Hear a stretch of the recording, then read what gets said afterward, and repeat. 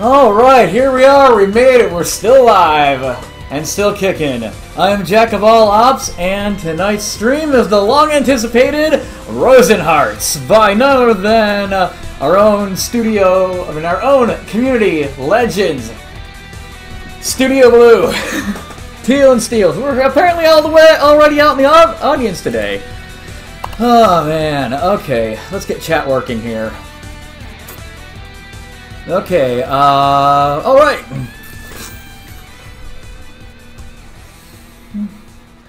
Yep, Rylo's got it, staying alive, and hey, it looks like we actually have a couple of new followers since last time. Mustache Vanity, welcome, one of my favorite friends in real life. Ventus, welcome aboard. Thomas Redacted, all three of you guys are absolute legends, and thanks for coming out. Okay, just trying to get, whew, man. Trying to get a stressful day off my mind. Just a little bit of the jitters still, a little bit of adrenaline surge still going on, but hey, we're gonna go see what this is about. Okay, without any further ado, we're just gonna go dive right on in.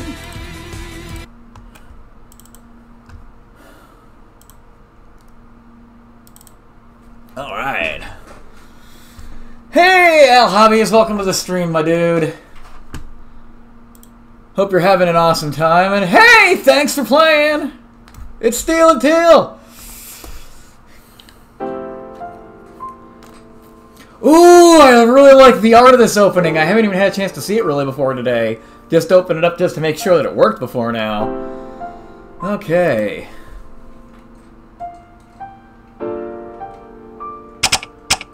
Options. Okay, let me see. Is 40% okay for everybody? Let me know. Is the game louder than me, or am I louder than the game still? Testing. 1, 2. Toasty, toasty. Ooh, always dash. And we're gonna do full screen off, battle camera on. Okay.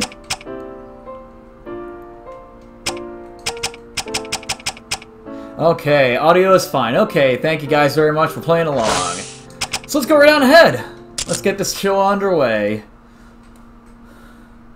View disclaimer, it's a little over a minute long. Hey, Will, welcome aboard. Good to see you, my dude. Okay, let's see what this disclaimer says. This is the RPG Maker MV demo of what will be Rosenhearts by Studio Blue. The true final version will be a 3D JRPG and a 3D game engine such as Unity or Unreal. As this is...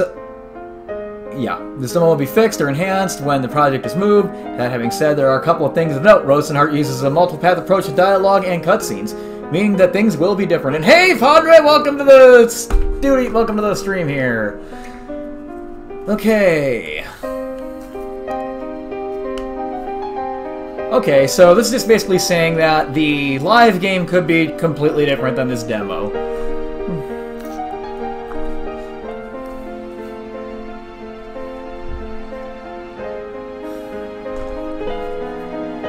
Okay.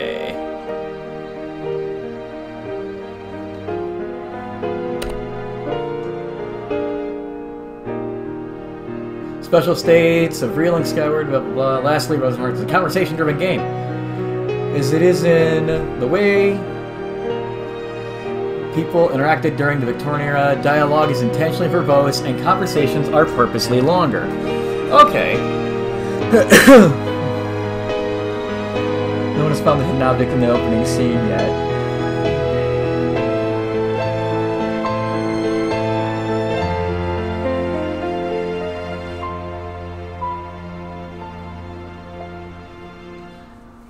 Okay. Well, we all know how Jack rolls for his perception rolls. Ooh! Studio Blue. I like your opening! Or I like your buffer. It reminds me so much of, like, PlayStation. Like, just PlayStation turning over. This is our story. This is how we became us. I'm gonna take on my perfect Victorian accent for the narration of this game. And this is where it all began.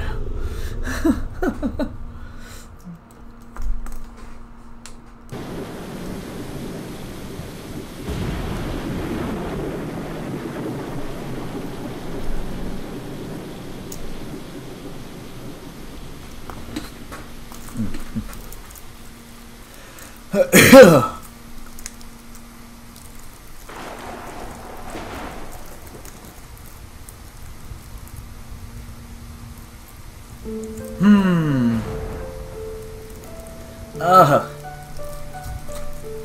head. Where am I? What's going on? Oops. Use arrow keys to move. Use Z or enter to interact. The menu is currently disabled. Okay, let's see what buttons are what. This is all that remains of Mr. Fogg's hot air balloon. My clothes! My nice clothes! All ruined! Ugh. Where in the world am I? Mr. Fogg, are you alright?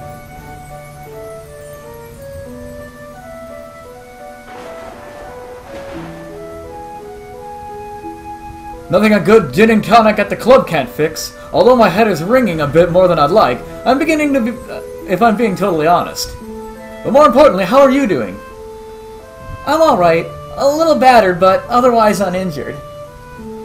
That's good. Your father would kill me if something happened to you, and I'd never forgive myself. Ugh, my precious balloon is ruined! No matter, we have our lives and that's what's important. So what happened? I'm not certain. Give me a second to clear my head, and I'm sure I'll remember. Wait, where's Naomi? Oh no! Sister! Oh god! Go check on her at once! A cracked bottle of wine. It was going to be our celebratory toast when we reached Munich, the capital of Bavaria. It was a good vintage too. Your father gave it to me. Let's see, is this a crossbow or a pickaxe? Okay. I had that old pickaxe back when I was extracting ore samples from the Swiss Alps. Oh, lower the music just a bit. I'll tell you what, let me just... Does that help? Until I can get to the menu, let me know. Oh well. It was a good run, old friend. Let us move on before the lightning strikes. Let's see, there's a... It looks like there's a thing over here. I need to check on Naomi and Mr. Fogg before I go rooting around supply boxes. A lockbox that I kept some of my personal effects in, but now it's broken and the contents are gone.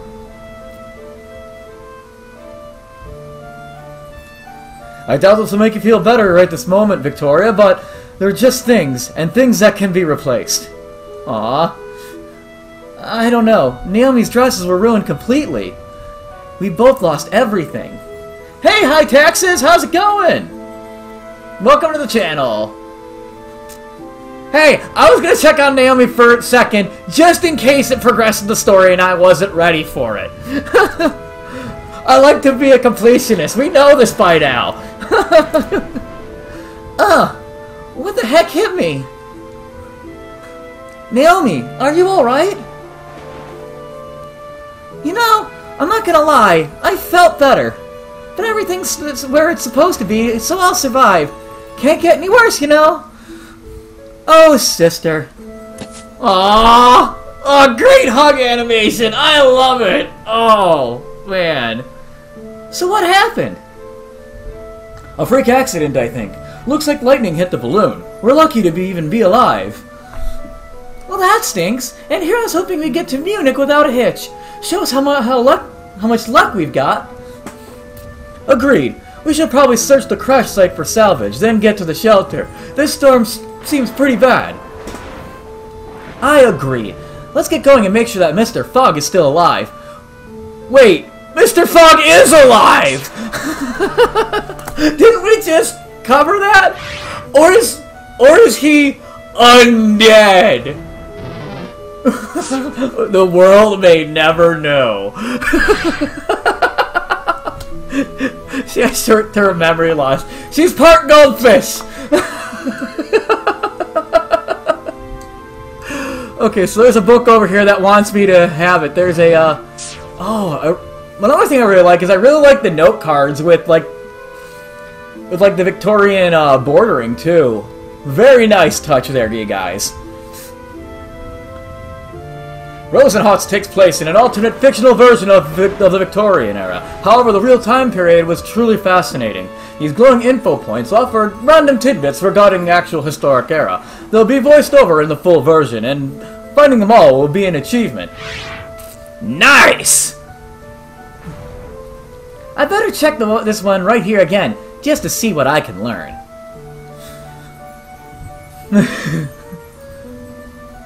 Well, everything just became darker.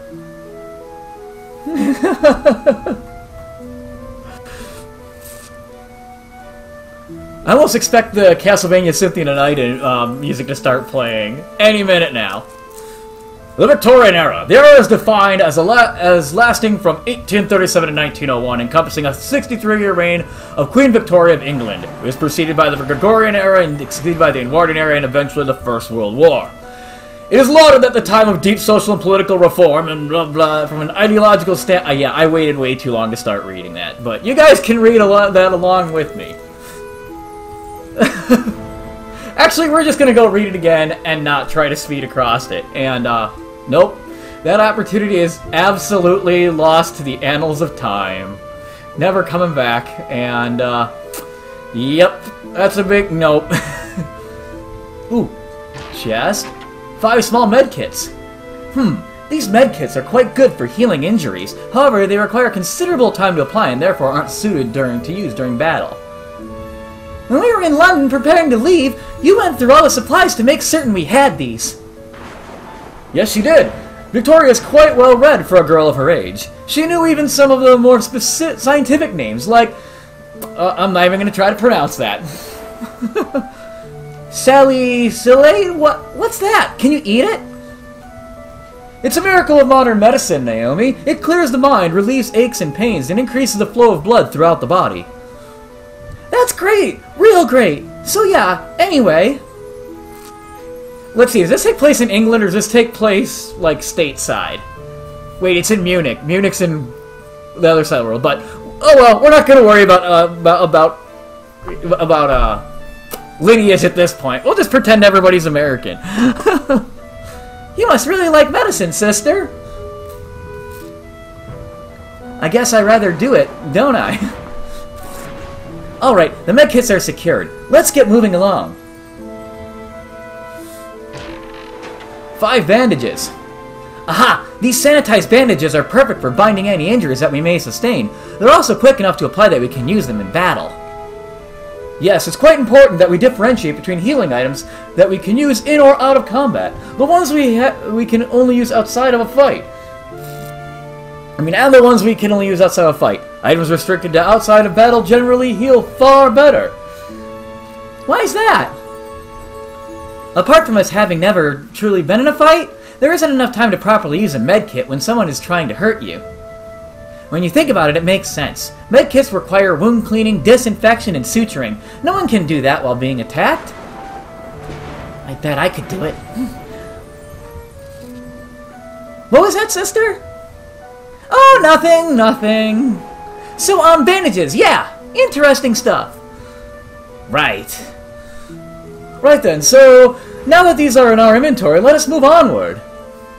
Onward! Leeches. I bet you these cure poison.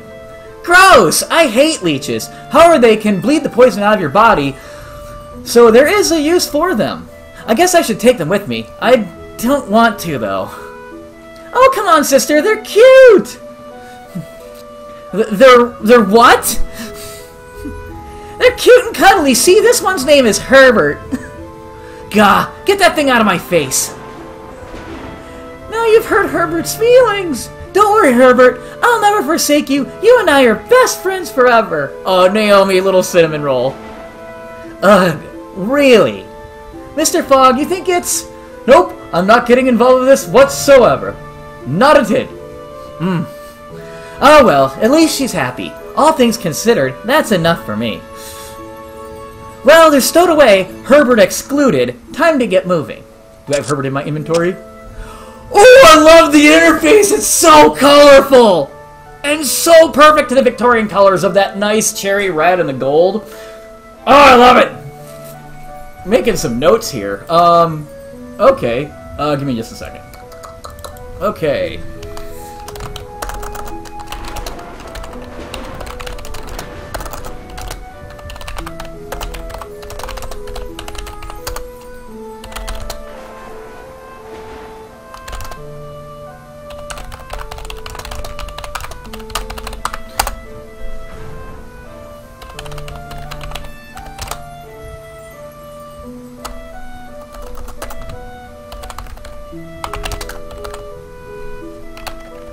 Okay, moving right along. Okay, so we got skill.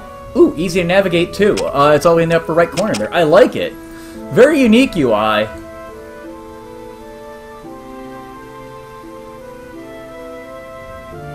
Okay, let's see. Small medkit, bandages, leeches, weapons, armors, key items. Ah, steampunk vibe.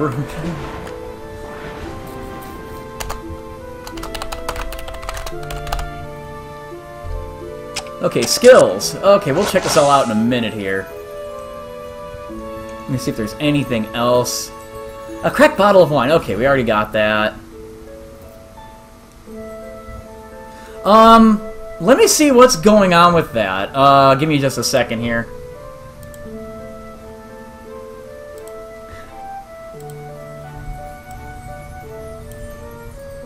Yeah, for some odd reason my chat box wasn't working a minute ago. You can all start spamming me again now. You can cut and paste if need be. Okay, there we go. I wonder what that... Okay, here we go. Where did... Okay, there we go. Okay. Okay, nothing else this way. Nothing else that way. Rope! A coil of rope! It's frayed and torn so in so many places it's not usable. Well darn, we could have used some strong nautical rope. Hey, Becky, welcome to the stream! So glad you could make it.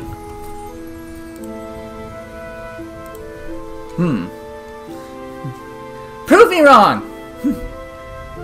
And we're moving along now.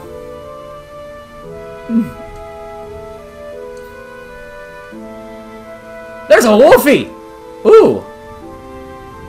What is this place?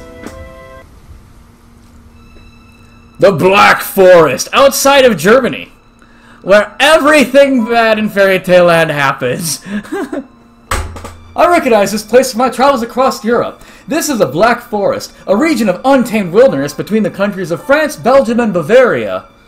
We need to be extremely careful. If we get too close to an enemy, we'll be forced to fight for our lives, and we're too weakened from the crash to escape combat. We can't run away once we're in battle? Not at this time, no. Maybe we'll be able to utilize some sort of escape function at some point in the future, but now we'll just have to fight.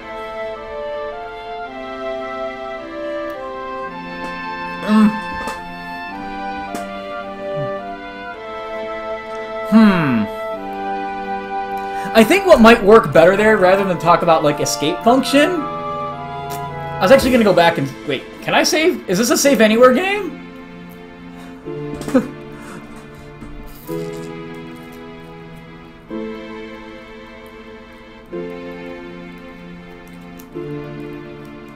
Yeah, what I was thinking is maybe instead of escape function, be like, we'll have better... Blah. I can't think of the proper Victorian vernacular for it, but it'd be like, perhaps we would have more vitality to run with in the future, when we're not in such a bad way. Or something like that. Yuck! Okay.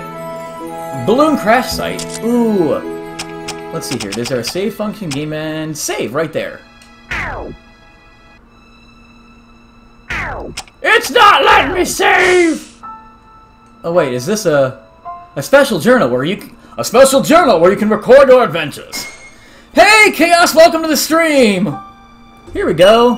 Whoops. Big oops.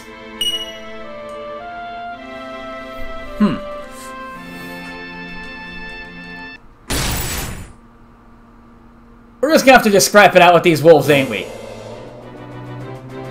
Ooh. Oh, I love the animated battle back! I've never seen that before!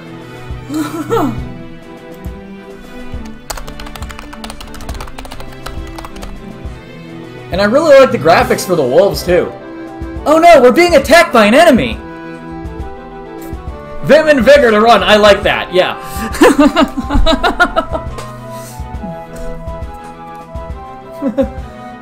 Don't worry, girls, just follow my lead and we'll get through this together. What do we do? Have a Battle Basics tutorial? Yeah, sure, why not? Work one in, we'll do it, as always. First, stay calm. You have all the time in the world to plan your action. The battle timeline shows whose turn it is currently and who's up next. You can use it to strategize on what action to perform based on the turn order. Ooh, is this using OTB? Oh my god, yes, if it's using OTB. I love you to let death steal until this is OTB.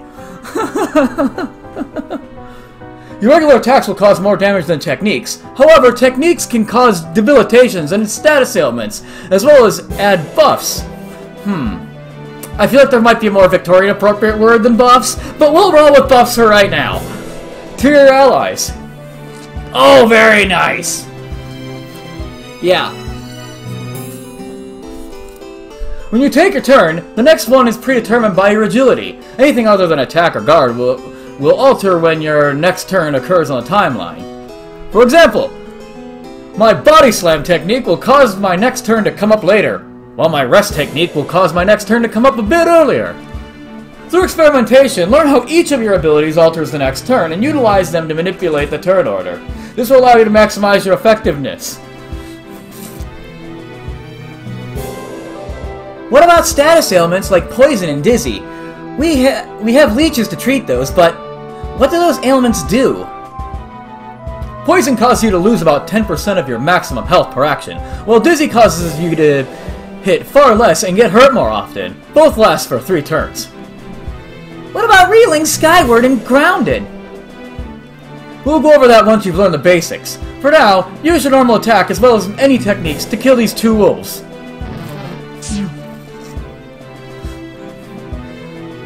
I'm so glad Stacy isn't in the chat right now. She'd be going absolutely crazy over the poison. She'd be like, poison! Use the left and right arrows to select the... Let me start over. Use the left and right arrows to select the action you want on the command wheel. Then select your target and confirm. For now, just concentrate on getting comfortable with using the attacks and techniques to manipulate the turn order. Don't worry about magic, you'll get it soon. Oh, an attack wheel, I love it!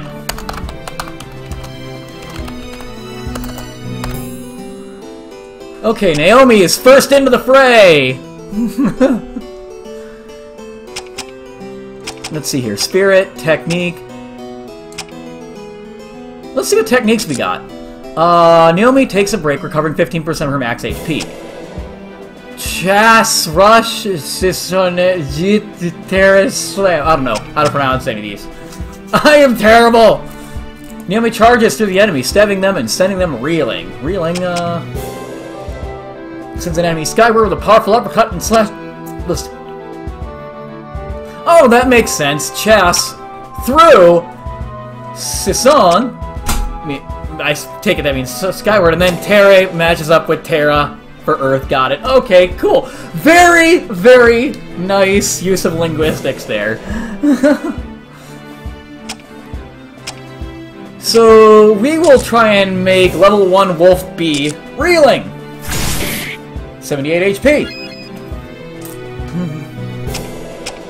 Phileas!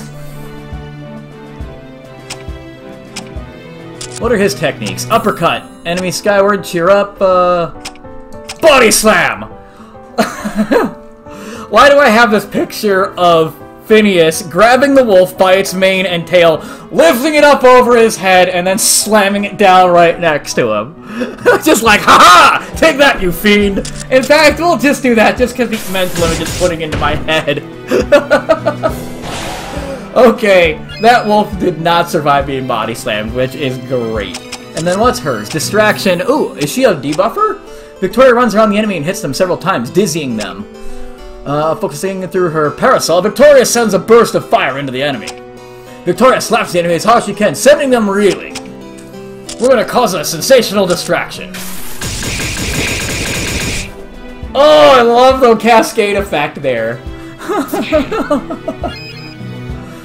Do not see enough Cascade effect in these games.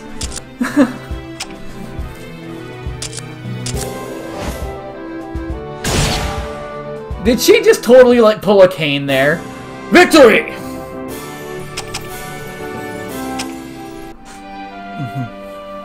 Phew! That was rough, Mr. Fogg.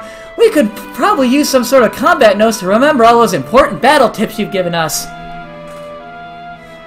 That's not a bad idea, Naomi. I tell you what, when we get to Munich and set ourselves up at an inn, I'll draft a few pages out to help the two of you out. Thank you so much, Mr. Fogg. Oh, I better not get jump slammed here. That wolf fought dirty! Eek! Snakes! Victoria! Oh dear! It appears her phobia of snakes has reduced her attack, defense, and agility. This is quite unfortunate indeed. Oh no! Don't worry, sister! I'll kill quickly so you can go back to normal!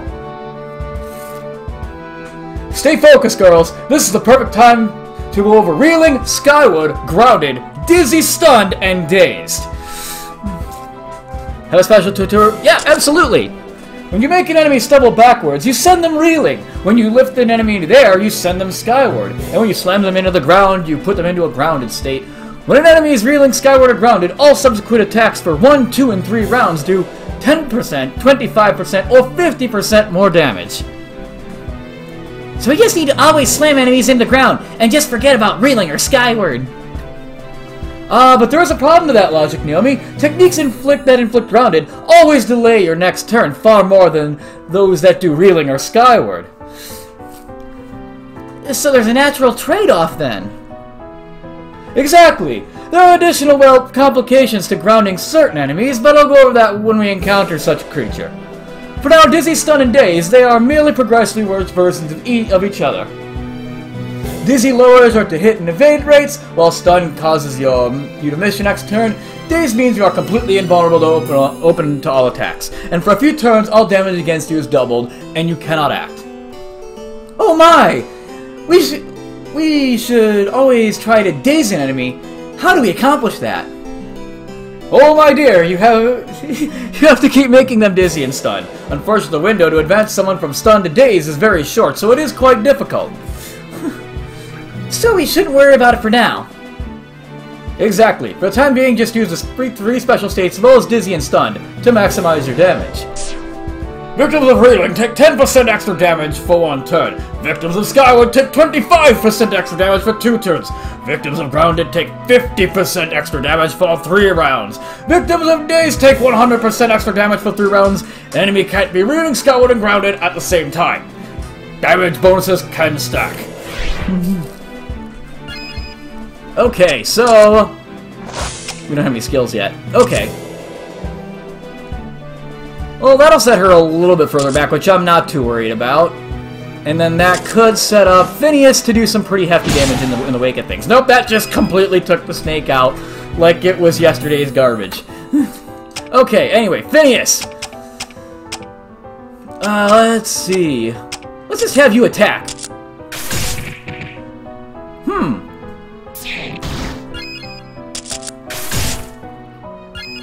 Okay,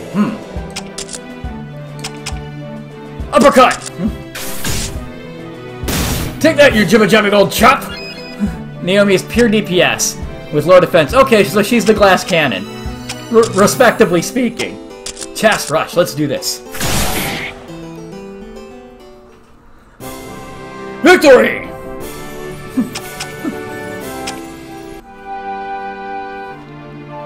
There's another enemy up ahead. Let's try to slip by without alerting them. Not every enemy will have such a wide range of perception. We may be able to stealth past. Some enemies even have a pattern, like that of a wolf up ahead. Keep an eye on things and to avoid unnecessary fights. Some, however, you cannot avoid no matter what.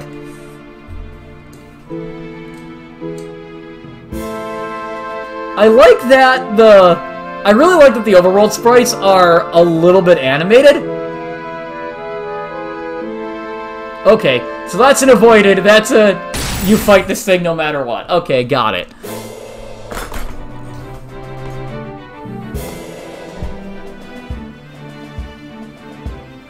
Okay.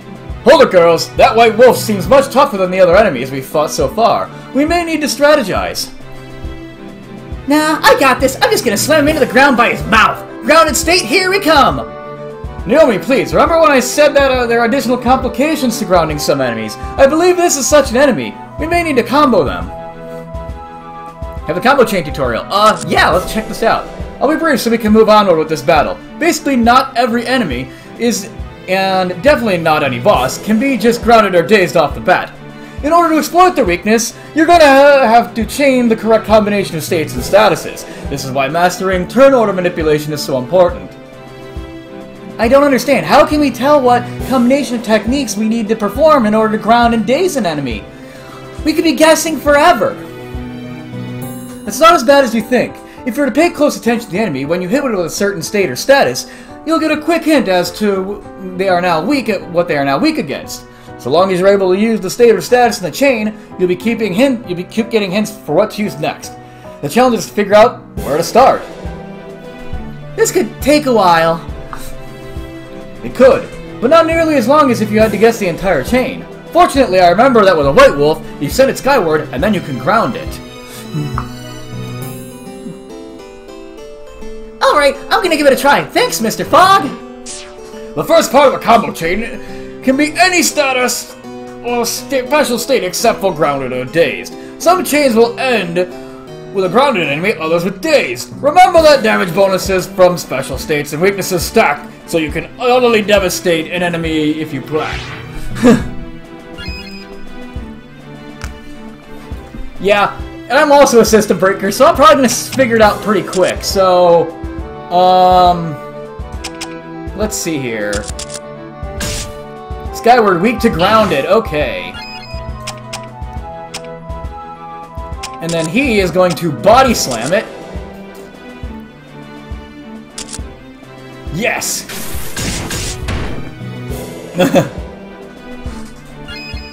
Okay, and then Victoria...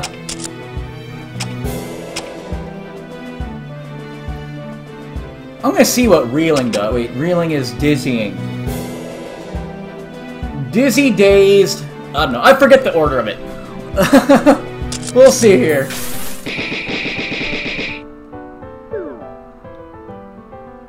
Well, that didn't do much of anything, but I think that might have done something.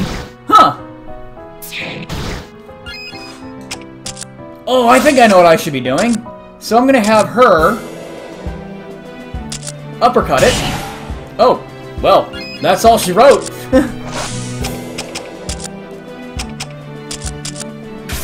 We're just gonna jaw-jack this wolf! Right in the GABA!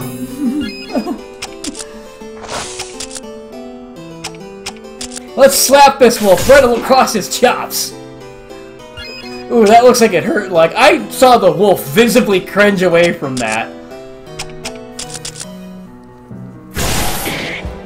Man, Naomi is such a freaking beast! She, like, does, like, practically double the damage of anybody else.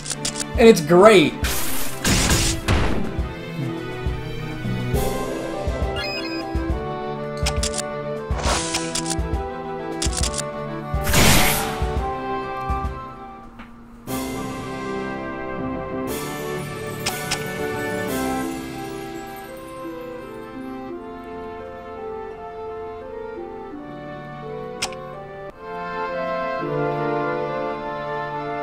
Yeah, Will, what you just said makes complete sense.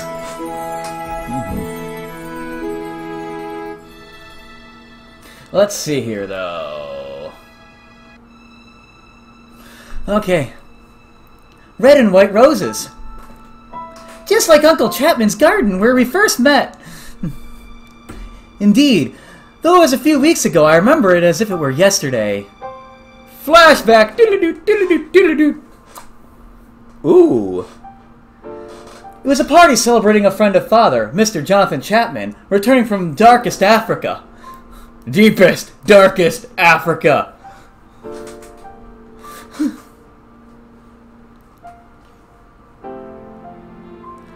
The parlor was very boring, with lots of adults having conversations too mature for a girl of 15. So father suggested I go outside to the garden to play.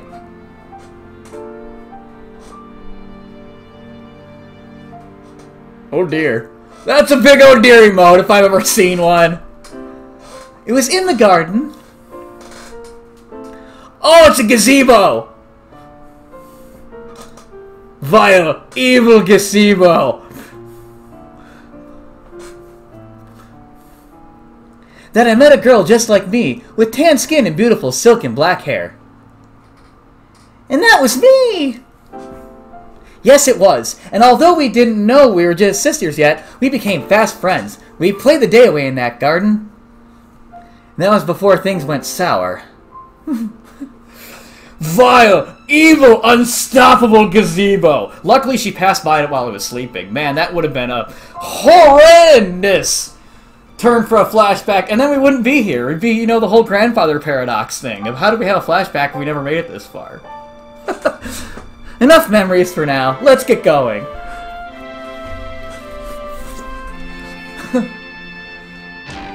$25 gold. Oh good, we found some coins. Now Naomi, crowns, the lesser currency, are necessary for minor purchases such as medicines and temporary lodging. Pounds, the greater currency, are needed for major purchases like houses, whores, and investments. The what, the who, and the huh? I'll explain. Mr. Fogg, Naomi, there are many types of money in the world. However, with the rise of the Unified Bank of London, the British pound has become the standard unit of currency. Yeah, well, I know that. Dad left me a whole bunch of money in that inheritance trust at the Bank of London. When we get to Munich, I'll have to arrange for my stipend. I just don't get why Mr. Fogg said stuff about using crowns and pounds. Am I supposed to be ignorant on how to properly spend money or something? That was a bit pedantic of me, Naomi, and I apologize. It's just that with you having been raised so far away... I grew up in Kenya. It's a British colony. Sheesh. I may not have been formally educated, but I'm not stupid. I sincerely apologize to Naomi. It was exceedingly rude of me to assume James hadn't instructed you. It's fine. I know I can come off a bit unpolished at times. No harm, Mr. Fogg. Are we ready to go? Yes, please. Before I put my foot further in my mouth. Okay. What's this? I feel an odd energy coming from it. It is a healing font, Victoria. It's a natural rupture of energy flow of the earth. Nothing harmful to the world, but it does allow for restorative energies to bubble forth. If you open yourself to the power contained within the font, you'll be healed of your injuries. They aren't rare as some anomalies, but they certainly aren't common. Oh, that's real handy-dandy brandy! Yes, it's very nice. Can any of us use this even without magical training? Indeed you can. And how do we make use of this thing? Very simple. Just stand on top of the font to activate it, and the energy will flow into you. However, girls, they will vanish when you use them and not return for many days. Wonderful! Let's try to use it! Yeah, sister, let's get medicinal. Come on, get medicinal. Let's get into medicinal. Is that a little tiny song? That's kind of charming. Oh, that's kind of cool. And, Steel and Teal, just in case you guys want to throw it in, Aether was the term for generalized quintessential energy in the Victorian era, if you guys want to throw it in. That'll just be my personal preference suggestion. Don't have to, but just... yeah. Can I use this to climb... I can use this to climb down, but I won't be able to get back up. Do I want to go down the vine? Yes.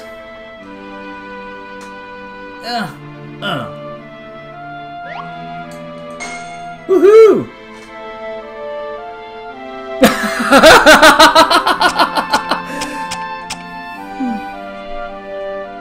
Ether's a major flap thing.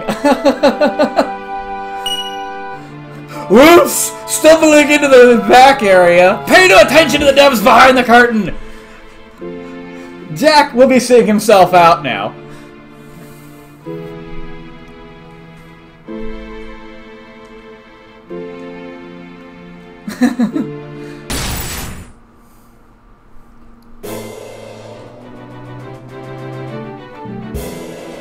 Let's get those goodest boys. Let's pound them into the ground. Okay, let's see here. Stabbing them and sending them reeling.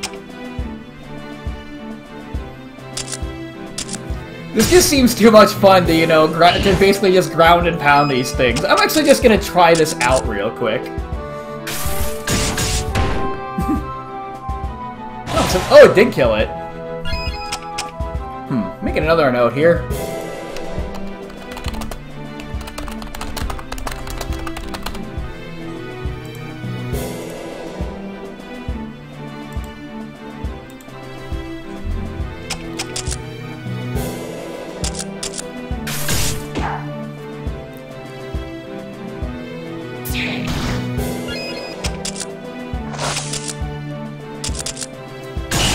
All right.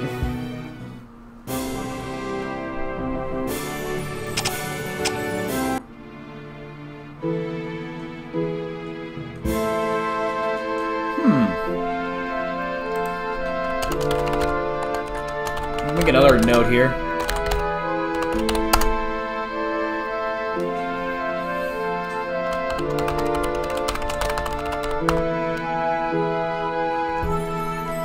Okay.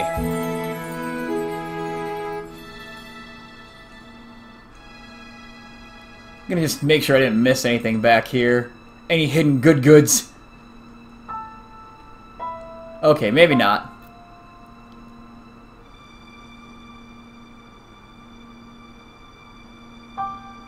Alright, good to know, Steel. And yay, I just got jumped reading chat. Jack of all getting distracted. Jack of all ADHD. What?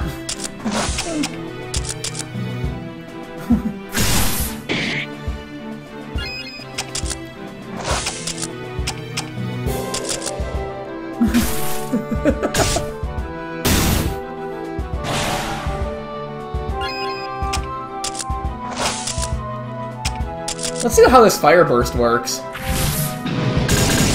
Ooh, very nice.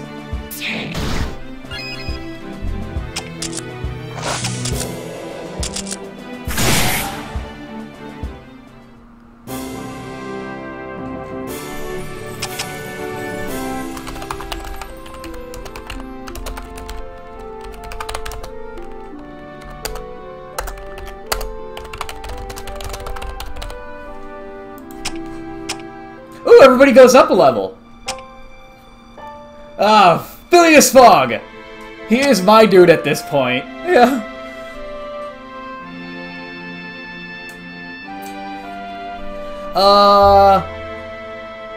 Let's see here.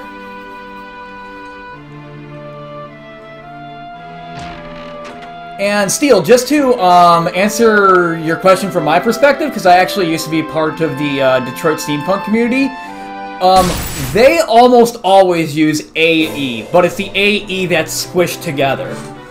And that went for basically the entire Midwest steampunk community. So yeah, it just depends on what you're looking for. Whereas Ether is more the anesthetic.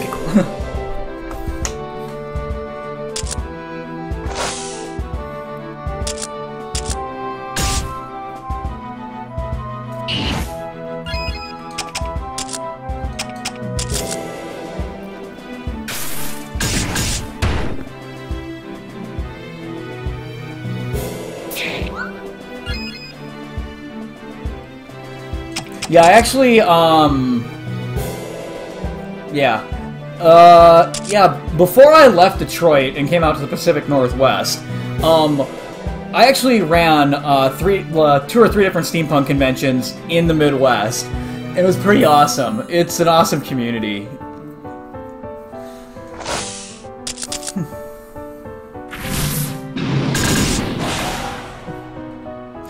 In fact, there's a bit of a spoiler that I will, I don't know.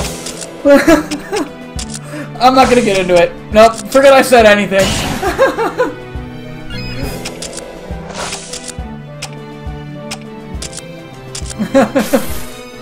We're just gonna jaw-jack this wolf. I'll tell you what, is anybody else, like, seeing a little bit of graphical lag between, like, input and... Well, not input, but, between, effect animation and hit?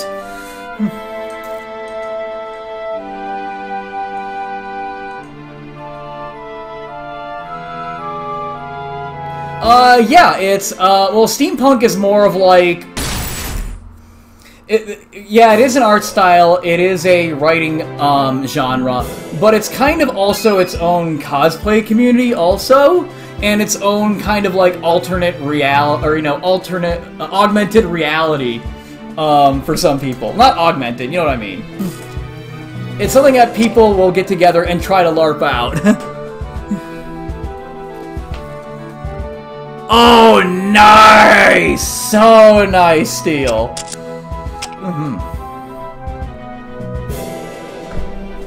Okay. That's right, we're gonna just Terra Slam this level 1 snake.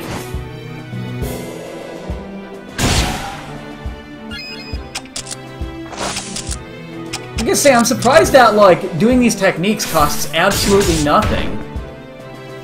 Like, no MP, no TP.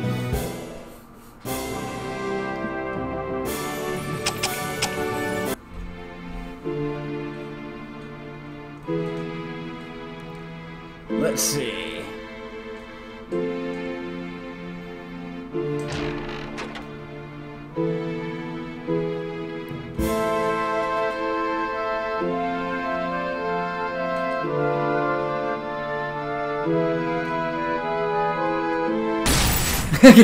Let's jog this wolf.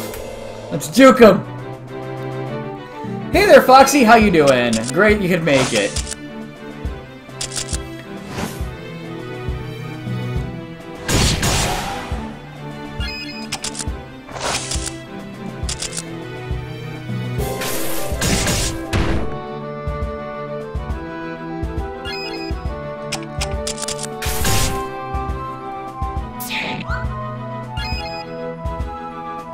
Yeah, that's what I was thinking too.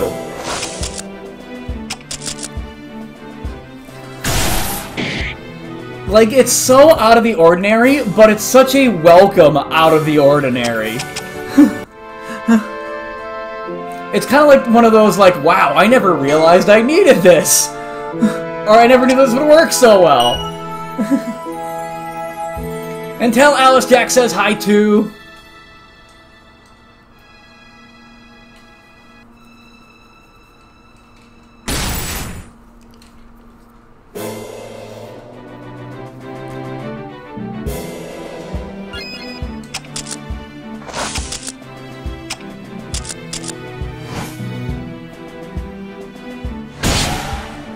Oh, one thing I think I'm going to experiment with here,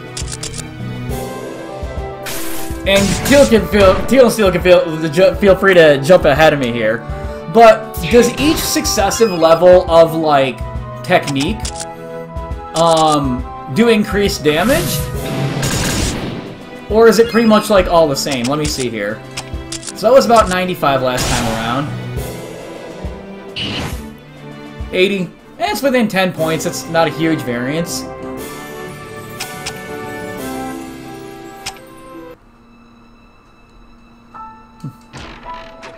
Accuracy necklace!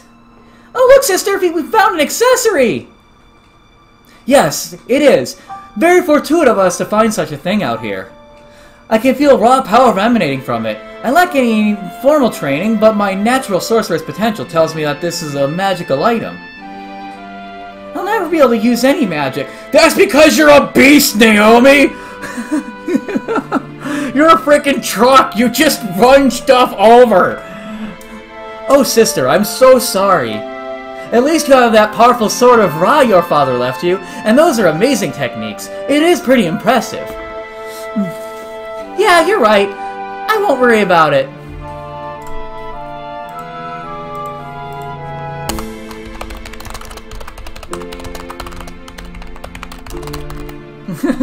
Anyway, we should probably equip that item for its benefits. Please remember that you can only wear one necklace and 2 rings. Also that some rings can only be worn on your left hand, while some can only be worn on the right. Why? Exuberant as ever, Naomi. It has to do with how energy comes in through one hand and out through the other. But I am not a scholar of the arcane arts, so I do not know of the details. Suffice to say that some rings go on your left hand while others go on your right. Sounds good. Now we should move along with our magic accessory and skip in our step. With a skip in our step. With a pep in our step. Pep in our step. Oh my god, that brings me back to something completely different. Okay, so this accessory. Ooh, equip. I like the layout. It's so pretty. I just want to like cry. Accuracy necklace. Hit rate of whoever wears it. We're gonna give it to Naomi because she's a frickin' truck and she can't afford to be missing.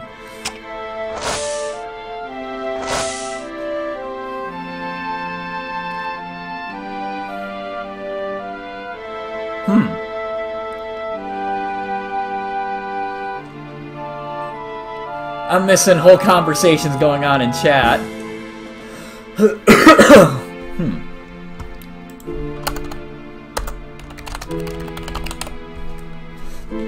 Okay. Woof! Let's beat this bestest boy. It's a snake. Terror slam. Terror slam. Oh, nice. Send him my regards. He did an amazing job with this. To quote Terry Crews, it's enough to make a grown man cry.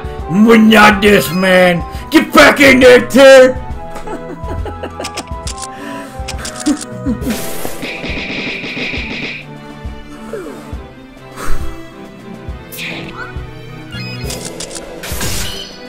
Holy monkey!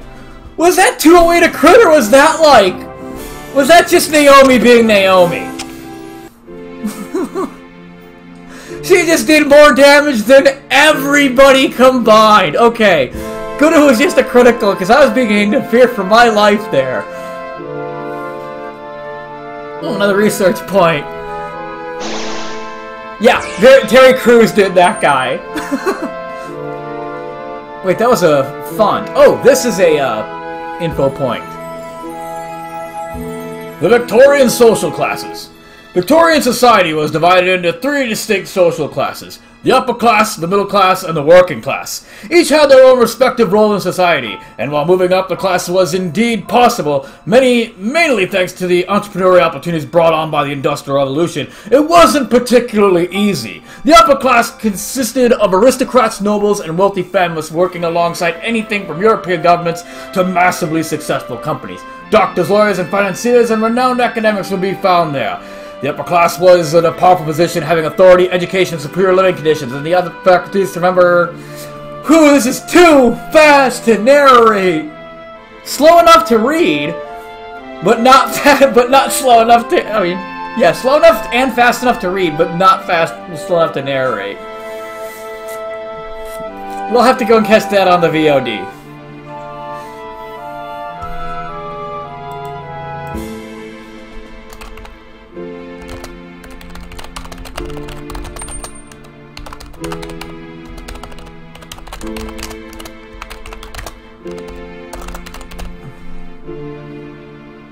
Oh, that'll be even better.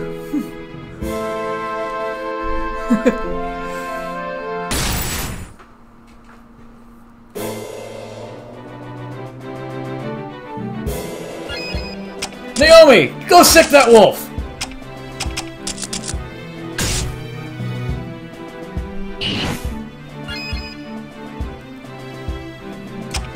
Yeah, I was gonna say that. It'd be good to have them reviewable.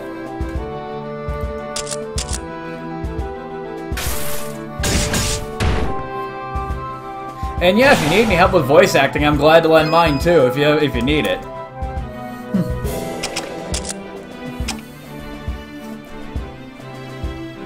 Hey Rythan, welcome to the channel, my dude. Good to see you as always.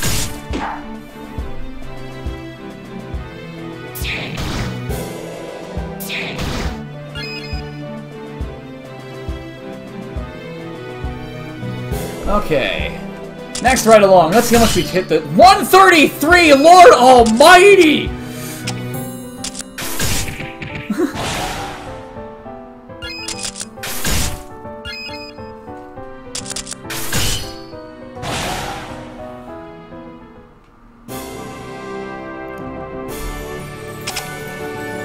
Bandages and bandages. Bandages on my arms and my legs for you. Bandages, bandages, bandages. Now loading. Black Forest South. Let's see, am I missing anything? Nope, okay.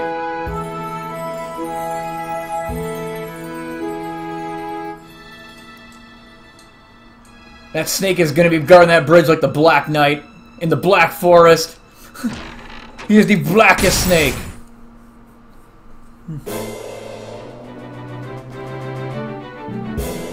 Alright, let's squash us some wolves. I should have just gone for the other one, shouldn't I guess. Oh well. Just a flash whip!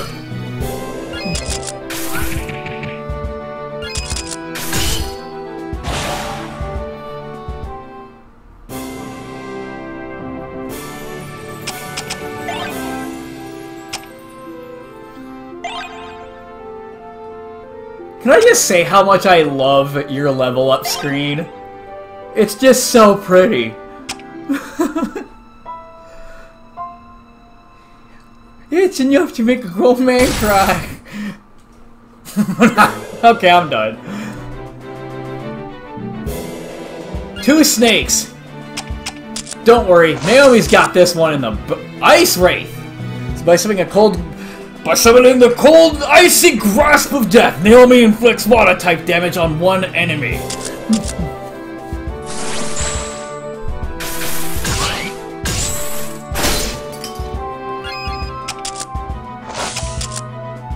Joint lock! Phileas locks the joints of one enemy, effectively reducing their attack. Okay. Entertain me, Steel! How do I joint lock a snake? Apparently it can be done! I don't even know what mental picture I have now. Yeah, Jack broken! That's all there is to it!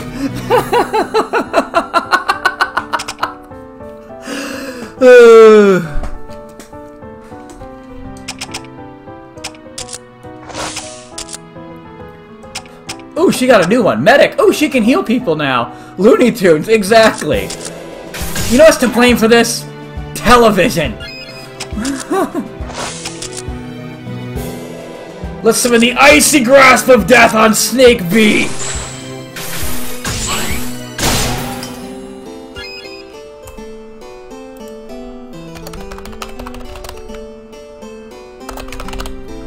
Alright, this is another quick one. Phileas! You're up!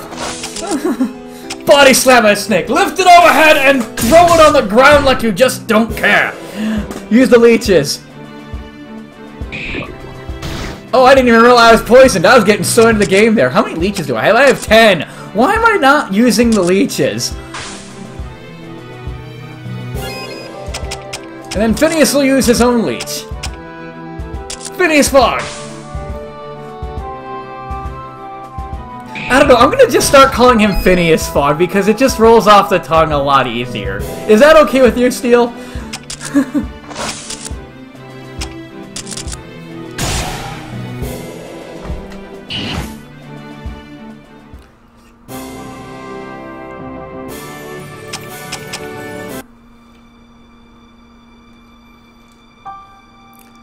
Like Phineas and Ferb, yeah, exactly!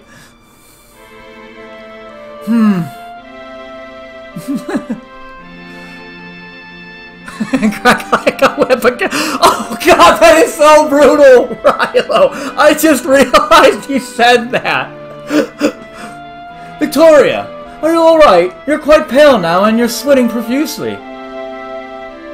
I really hate snakes. I'm sorry, sister. I'll try to kill them faster next time. Yes, same here. Do you need a moment? Yes, My heart hasn't raced like this since the bad thing happened at Uncle Chapman's. Yes. Oh, how I wish I could forget.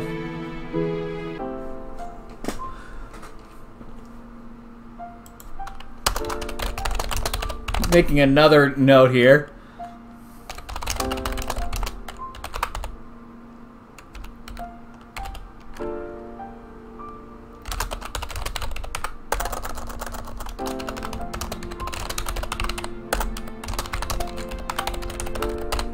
Alright, Snake Whip! Will, I told you! Oh my god! That's a great idea! Hey, where there's a will, there's a way. That ain't gonna happen. Finally, we settled into dinner. I remember that the cook served tomato basil soup, which was odd to me because it didn't match the rest of the dinner. The housekeeper had to chide her several times before, during, and after dinner. I had no idea how vitally important small details like those would become later on. Well, there's a whip, there's a way. Oh my god!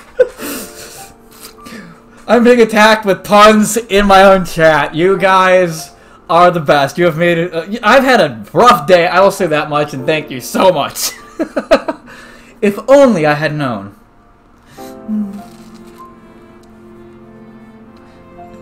Jack can't take the. Oh my god! Steal!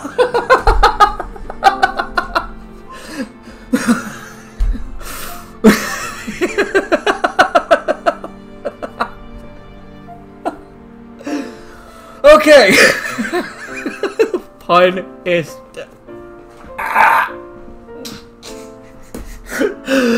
Woo. Okay, I'm just gonna block out my own chat for a minute. Tomato basil soup, you say? What did it have to do with anything that occurred within the chapel mansion? Jack broken. Shh, let Victoria tell a story. She'll get there. Correct. After dinner, we sojourned to the study for a big surprise. It was then that Mr. Chapman unveiled his great treasure from his expedition, a map leading to something called the Living Stone. From what I think, or from what I heard, Will's talking about releasing Trailblazer Saturday. Or at least that's what he was saying in Studio Blue chat. Yeah, Uncle Chapman was really excited about this map. Apparently the Living Stone is some ancient, amazing, stupendous artifact or something like that. Exactly, and whenever it may be, Mr. Chapman and his butler locked the map away inside a safe in the master bedroom. Soon afterwards, the guests who lived in Wales or nearby left. The ones who lived far away, like Father and myself, bedded down for the night. Is that when it happened? Ah, yes. Although we didn't find out until the next morning. Jonathan Chapman had been murdered, and the map had been stolen right from his safe. Uncle Chapman! Oh! Oh, God!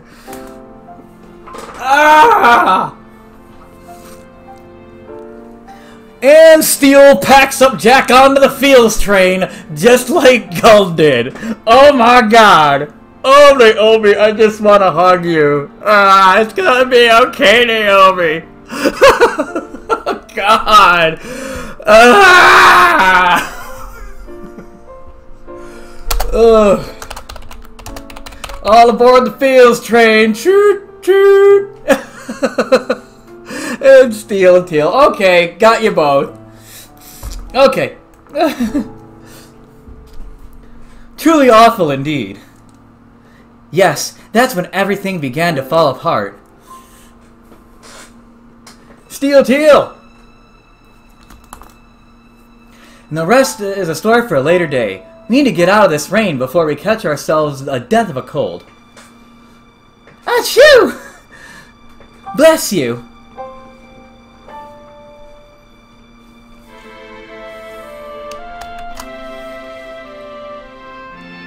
Ooh, hey, I can actually run away from wolves in some regards. 3 small medkits. How are we doing for hit points anyway? Okay, some people are at about half.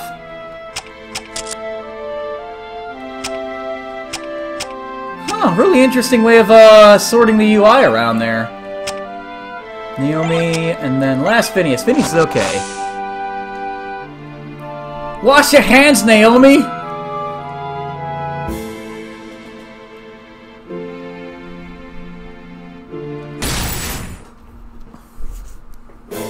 Okay, let's see how quick we can take these snakes out. Let's just gang pile them this time.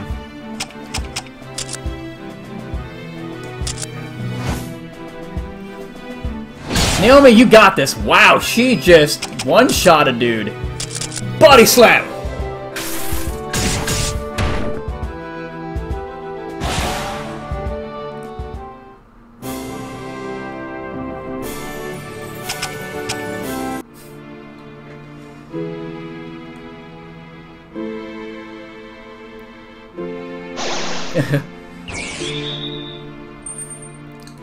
Why did I use those med kits? There was a font right there.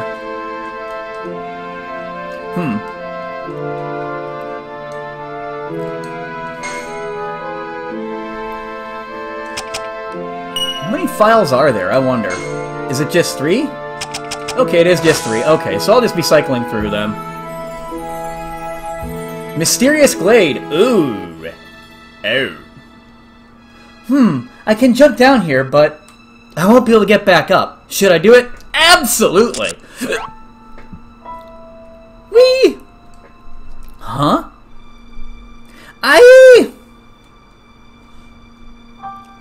Someone help me, please! You there! Help! Oh no! That fairy looks in trouble. We have to help her. Redcaps! Dark fairies who eat anything. They're very dangerous. That dryad is in serious trouble. Be careful, girls. Keep your wits about you. Now it's time to be cautious. Let's take them out before they can hurt someone. Wait, now's not the time to be cautious. Just notice that knot in there. Let's see. Oh, I love the redcaps. They look like freaking redcaps. Who did these red caps? Who do I congratulate? Let's see if we can... Level 3 red cap C. Weak to grounded! Wow, that was a lucky guess. Body slam! Come here, you old chap! Let me throw you on the ground! Ass hat fairies is more like it, yeah.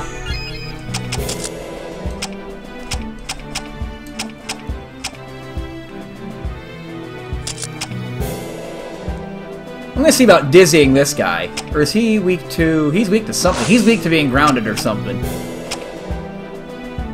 Sending it reeling. Let's send this guy reeling and see what happens. Oh, he's weak to grounded now, too! Okay. So I'm gonna have her do a tear slam on this guy. Oof. Yeah, that was a hit and a half. And then Phileas! He has him weak to grounded, right? Actually, wait a second. We can probably just attack this guy and take him out, right? Yep, that's exactly what I was thinking.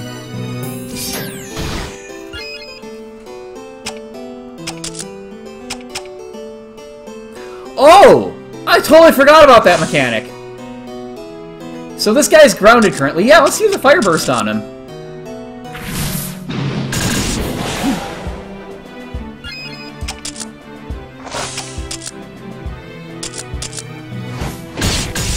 Oof. Let's joint lock this guy. Attack down.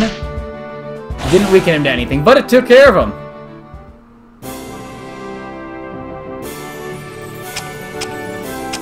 Yeah, Peter Dinklage was pretty huge in Infinity War.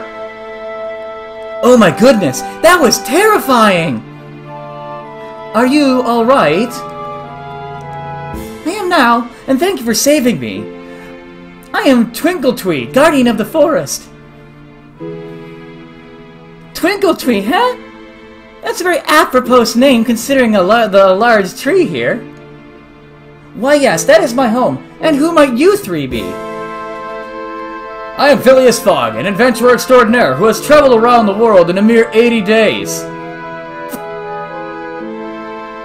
Nicely placed reference there, you guys. Everyone in the Light Court knows who you are, Mr. Fogg. It's a pleasure to finally meet you. It's good to know my positive reputation precedes me instead of the infamy of many of my past fortunes. Misfortunes. He's 100% the character from the book. Oh!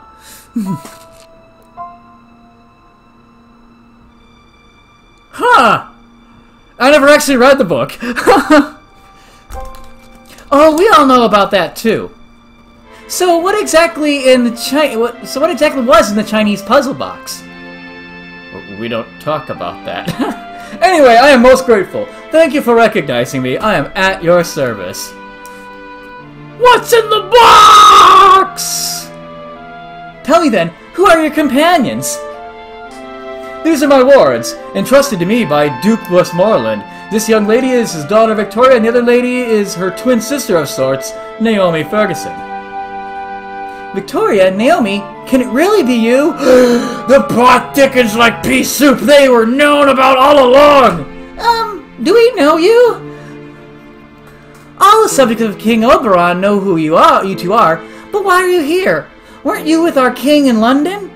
Didn't he give you those fairy clothes for protection? How would you know about that? Word travels quickly with the wind and the trees.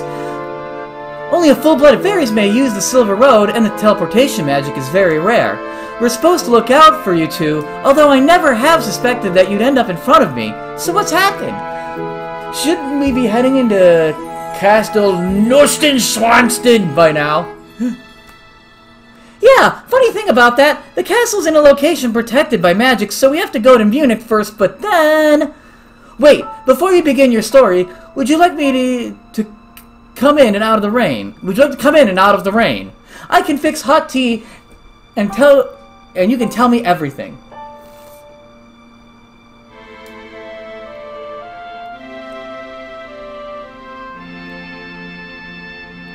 If it's not too much trouble, Miss Twinkletoe, we'd be delighted. Some hot tea and conversation is just what we need until the weather brightens.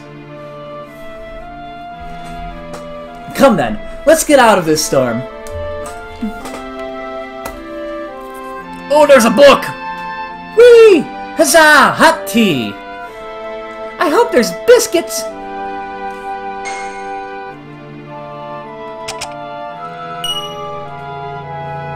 Okay, let's just do some exploring. Ooh! Let's not. Okay! It's flooding up ahead. I should follow Twinkletoe into her tree. This is what's commonly referred to as a good idea.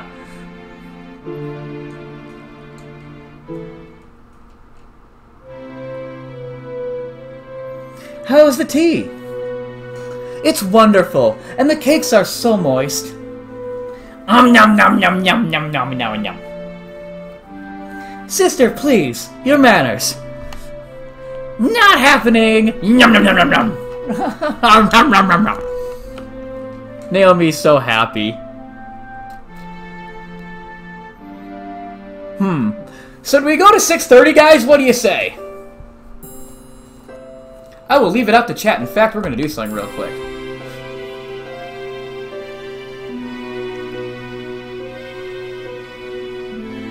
Who says we continue on to 6? Who says we cut it at 6 like usual? And who says we continue on to 6:30? 6:30! We have one 6:30 from Will. Who else we got out there?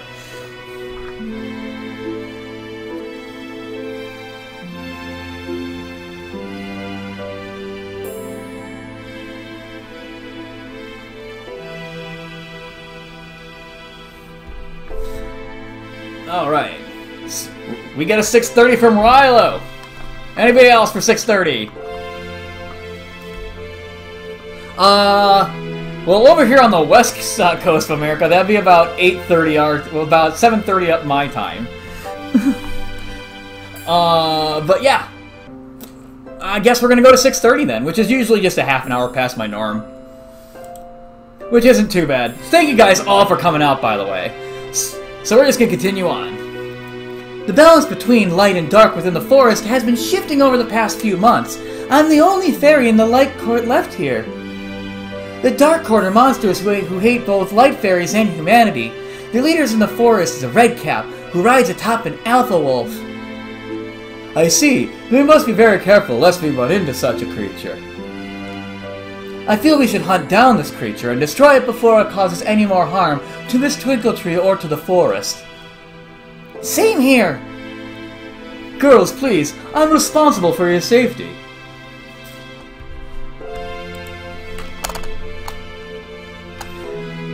I'm gonna make a quick note here.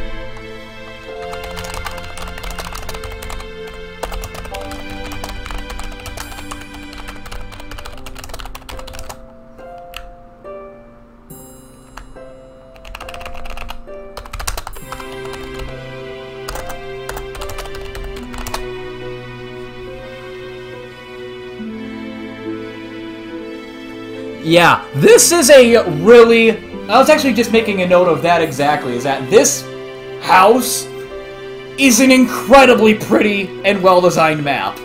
There's just so much to look at. Like, I keep getting distracted by the surroundings and not reading the dialogue, just being like, oh, it's so pretty. I'm sorry, but I won't allow my fairy half-kin to be harmed by the Dark Court. Half-kin? Oh my god! Same here! We can't solve every problem in the world, but we can fix this one! Darn, you girls have pinned me to the floor with that. Miss Twinkletwee is in a tenuous and precarious position. I guess it can't be helped. I'm gonna have to assist you both in this endeavor.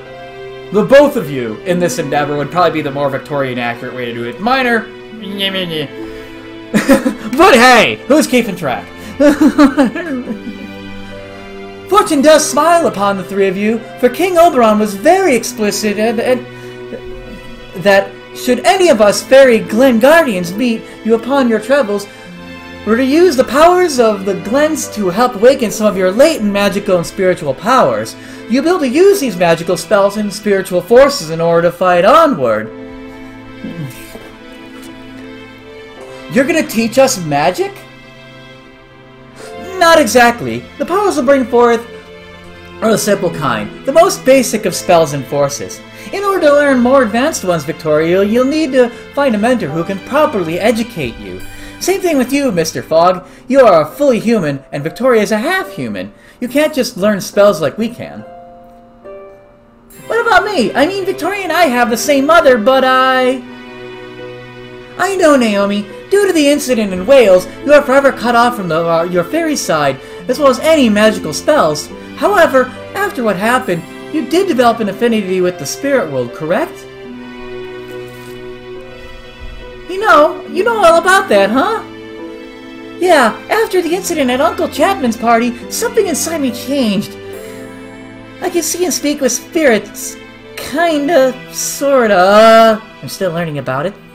And I have some trouble. Be that as it may, Naomi, you're becoming a natural medium. This fairy Glen should awaken spiritual forces within you. They're similar to spells, only a little different. I'm not gonna look a gift horse in the mouth. Forces, spells, it doesn't matter as long as I get to blast something into the Renaissance. That is a remarkable attitude to have. It will serve you well in your adventures, of that I am certain. Now please, tell me the details of the incident in Wales. I know that the man who was Naomi's legal guardian after her father died was murdered himself as well. What happened afterwards? Whose winds have yet to get to me? You know, you fairies know an awful lot of my personal business, just pointing that out. Right. Where was I? We couldn't leave the mansion, and we didn't want to do nothing. So as adults, So, as the adults worked with the local constabulary, Naomi and I searched the mansion for clues on where the map for the living stone could be. We searched every room, one by one, under the guise of playing. The adults never knew that the two 15-year-old girls were actually investigating a theft and a murder. Good thing they thought we were just goofing off, otherwise they would have shut us down before we'd had the chance to figure anything out. Indeed, sister. One of the things that stood out as they served a strong tomato basil soup at dinner that night before, immediately, was we suspected poison. But we had no proof, so we concentrated on finding the map. Victoria reasoned that if we could find the map, we'd find the murderer. Elementary, my dear Naomi. Well-placed reference. High five, you two. Oh, brother. So what did you learn? Too many facts to recount here. Natasha, Mr. Champman's fiancé, ordered the cook to make the soup. The housekeeper, who shared the same access as the butler, had noticed the scullery maid had misplaced the arsenic, and the doorman, who was out in the carriage house during the party, stated he had seen a shadowy someone skulking about the kitchen just before dinner was served. This is turning into a great classic Victorian murder mystery. Oh my god! Yes! Again, high five, you two!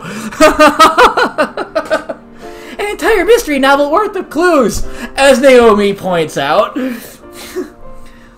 Or one moderately long prelude to this morbid story. You decide. Yeah, she has big protag energy. I will say that. She's not a total Shujinko, but man, I love her intellect. She is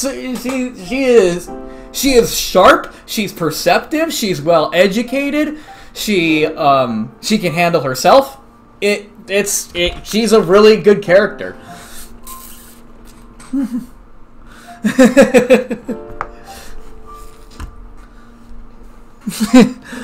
Anytime, Teal. Amazing.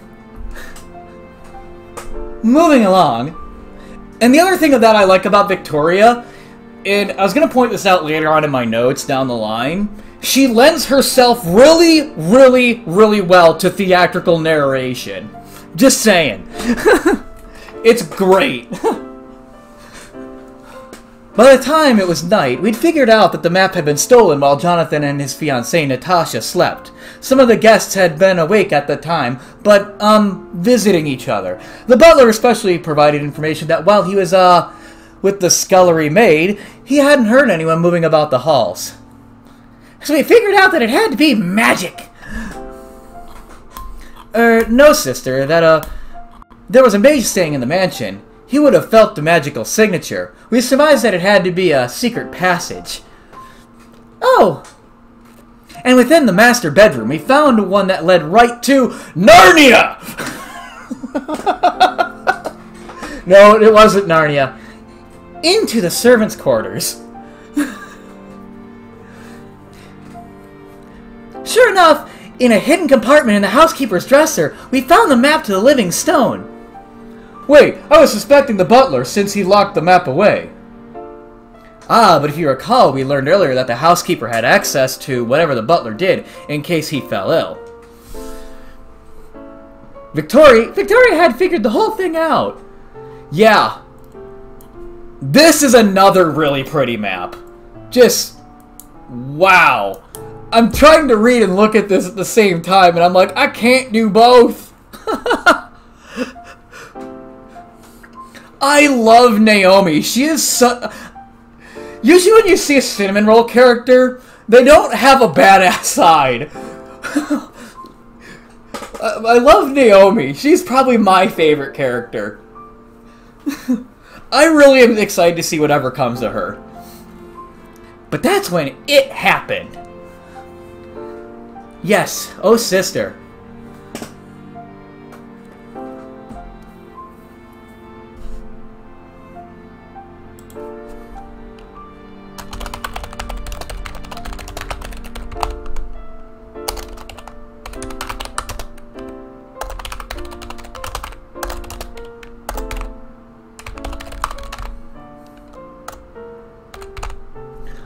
What? What happened? Well, then... hey! So the rain has stopped.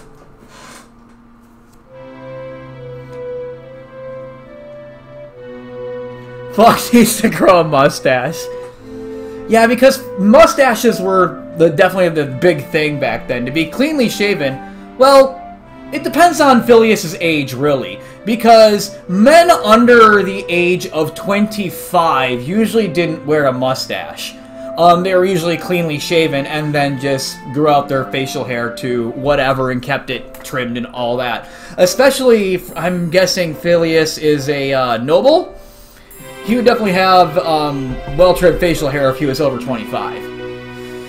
And hey, Miss Heartless Girl, thank you so much for the host. High five. I love you, hon. You're amazing. But yeah. Yeah, all that would be, like I said, contextual within Phileas' age. Oh, he's in academia. Okay.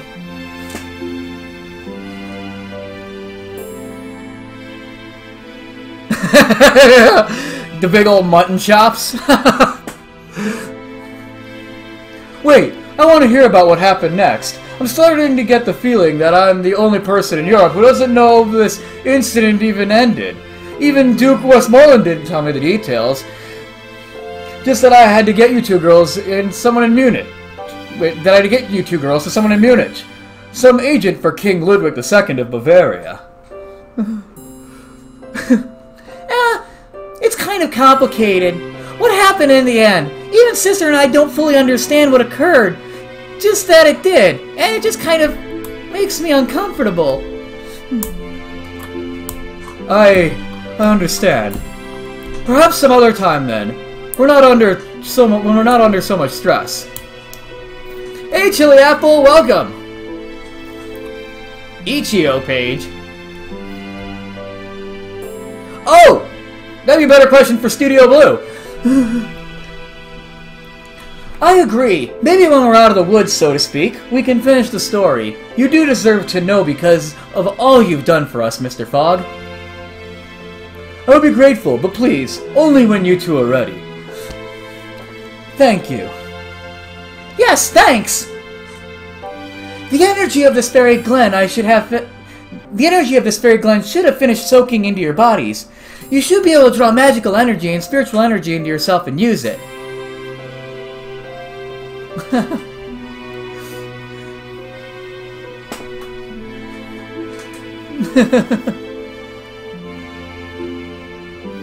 Remember to use the power wisely. Gifts from King Oberon shouldn't be taken for granted.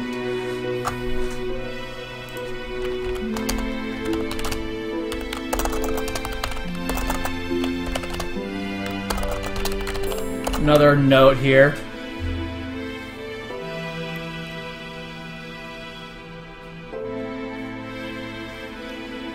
As for how to use the spells and forces, it will come naturally to you. There is no need for me to bore you with it at the moment. Be careful on your journey. There are evil forces out there, not just with the Dark Court. Humans, especially ones who have zealous beliefs, can be the worst monsters. Thank you. We'll take that to heart. Come, girls, let's get moving. Right. Let's do the thing! I love Naomi because she's uncouth. She is the Victorian orphan of this story. She is my favorite character. New quest! Hello, my friends. Might I trouble you for some help?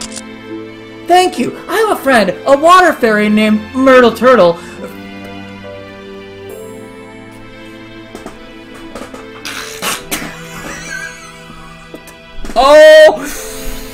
Oh my God!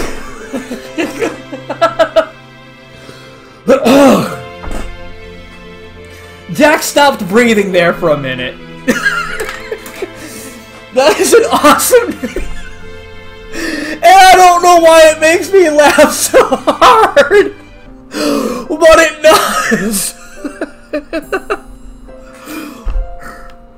I almost can't say it in a non-sarcastic voice. Okay, on to the next text box so I can stop dying.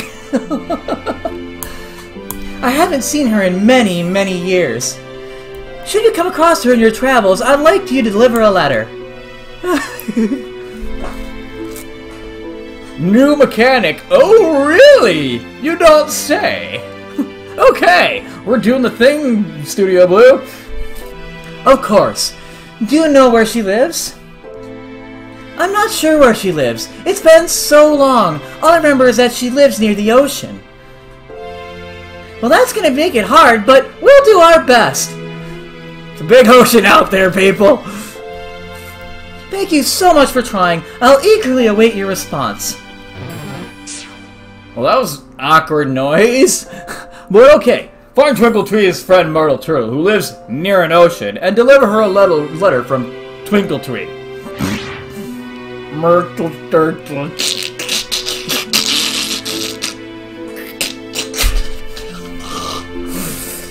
I barely made it through that dialogue. I barely survived.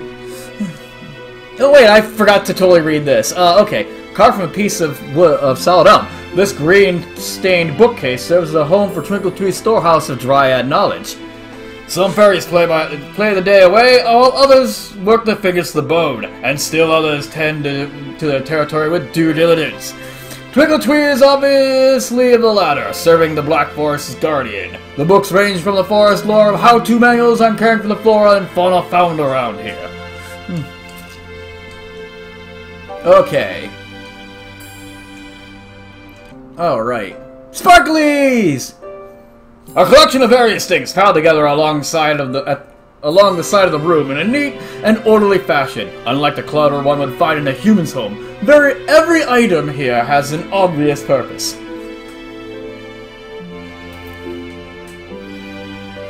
Wait, this is Fairy's Bane. That's the nerve that protects against the attacks of the Dark Court, if I recall. Oh, I see. Miss Twinkletree must have been using them to keep the redcaps at bay. Well then, there's quite a bit here. Surely she won't mind if I pinch a little, should I? Not without her permission. You know, I don't really need it, and it'd be better for Miss Twinkletree to keep it. After all, we only have to deal with redcaps for a short while. She, on the other hand, has to contend with them every day. Bonus XP gained! Oh my god, my heart just fluttered. It just went pitter-patter in my chest. Oh, there's another thing over here. Hawk Zombie, thank you very much for the follow, you absolute legend! Oh, what's this? A crown just laying upon the floor. Should I take it? It's just one crown and no one is looking. We are not going to. Nope, it's not mine and I shan't take it. Thou shalt not steal and all that. Bonus XP gained! Oh my god! I'm gonna put this in my notes. Yes, yes, yes.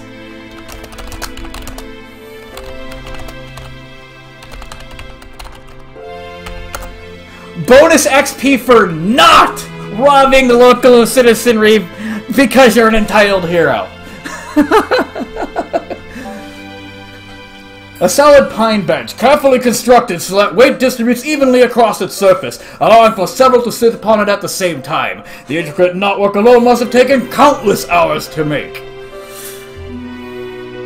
A beautiful quaint water fountain decorates this part of Twinkletree's home, generating both a refreshing mist of clean, cool water that cools down the interior, as well as a relaxing sound that eases the heart and mind.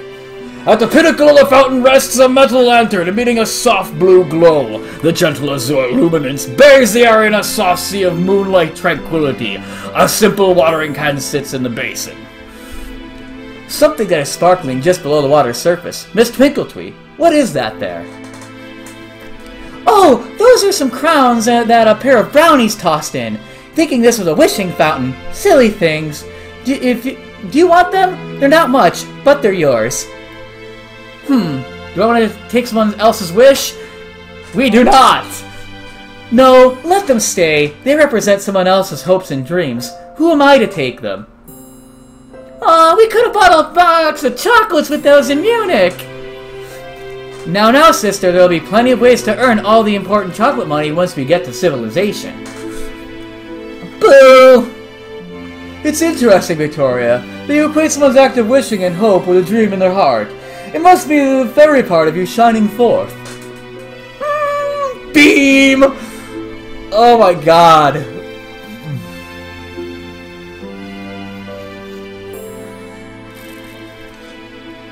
The interior of Turtle Tree's home is an eclectic collection of handcrafted furniture and natural flora. Hanging vines, along with flowering blooms and a spectrum of spotted mushrooms, create a sense of meditative relaxation that beckons respite and recuperation on both a mental and spiritual level. A simple chair constructed by brownie craftsmanship using care and love, the fairy tradesmen who are known for throughout Europe. Both sturdy and reliable, much like the owner, the pine seat is surprisingly comfy. A lovely dresser carved from elm, likely crafted by a brownie over presumably an extended period of time. The construction is so succinct that there are no nails or hinges. The wood just conforms to the functionality. Atop the dresser rests a single green lantern, casting its chartreuse glimmer into the bedroom, as the solitary radiance of an angel's smile were passing through an emerald. A shining ring is atop. Should I take it? Nope! It's never right to steal from another, regardless of the temptation. That is not my way. It must remain. I must remain true to myself. Victoria is now level 4. Naomi's level 4. Phileas Fogg is level 4. A lovely miniature elm nightstand crafted from what must be fairy magic. A purple lantern rests upon it, casting a gentle light into the bedroom, while a small satchel containing hidden treasures flops to the side.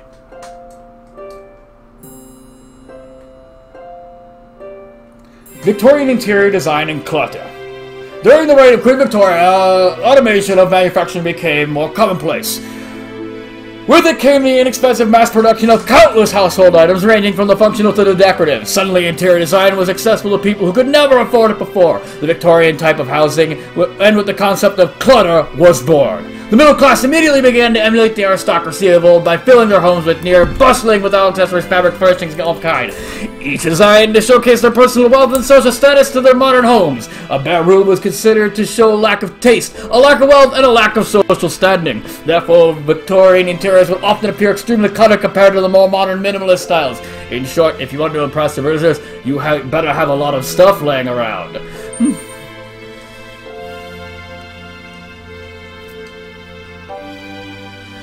Like most of the furniture in Twinkle Tree's home, this chair is made of mostly indigenous wood to the Black Forest. It's clearly of brownie craftsmanship, and like most fairy-made pieces, is no metal, instead using hard oak pieces and softer beech wood. The cushion has been carefully constructed of cotton fabric, stuffed with a combination of wool and straw.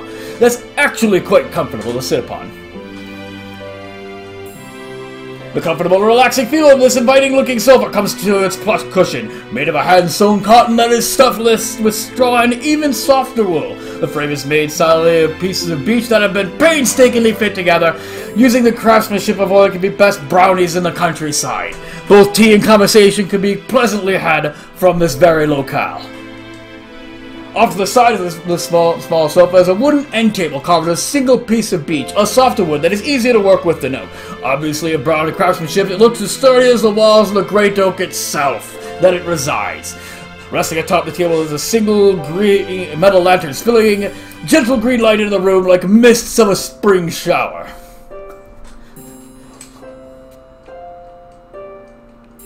Ooh, can I look at this tree? Okay. That's the same thing. Okay. Again, I like atmospheric clickables. Fairy lights everywhere! Ah! The rain has stopped. It's simply wonderful out here. You know, girls, it might behoove you to find the other fairy glens like this in the world. Perhaps you'll gain greater powers and friends. Great, I think it might be good to have in there. Perhaps you'll find greater powers and even greater friends. Or more magnificent friends. Just Victorians and their adjectives.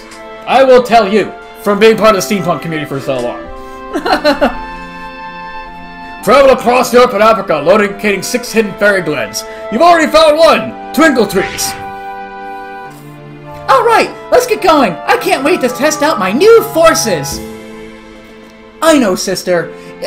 I'm going to really use magical spells. Wait, let me start that over.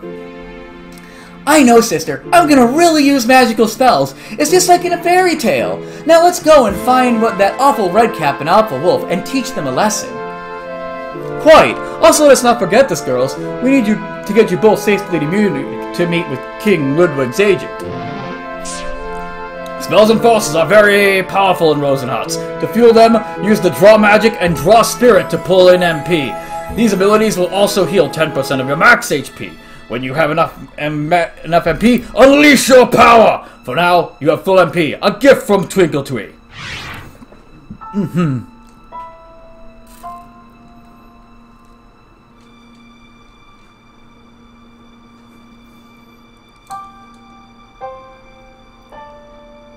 That's a red cap.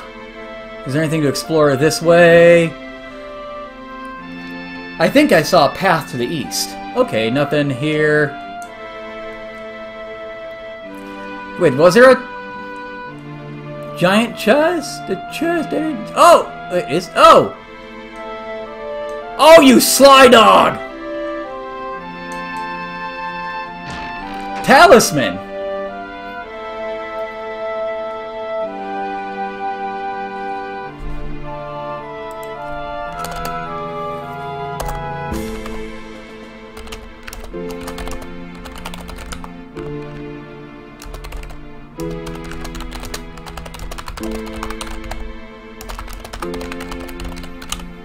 Will brings up a good point that I probably should have taken a note of, as far as the music goes.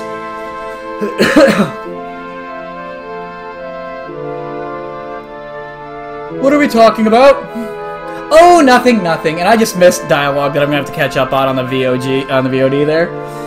Right. So anyway, if someone is knocked into a coma, this can be used to revive them. It's similar to that spiritual force you gain, the one called Revival. Got it. Always helpful to have these around in case something awful happens. Well, let's get going with the going. Naomi.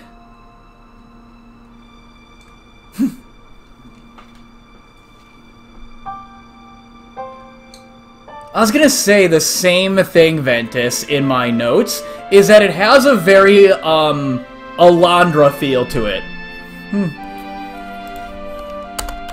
I think that's the name of the game. It's been so long since I played it.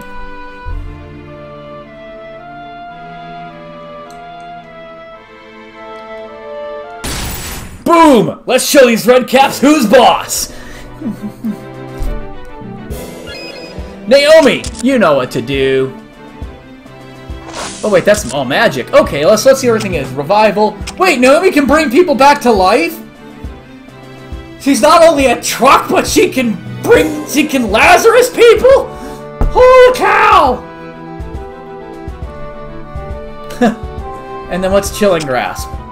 Okay. We'll wait to do that later. So, wait. Is there Steel and Teal, is there a difference between Chilling Grasp here...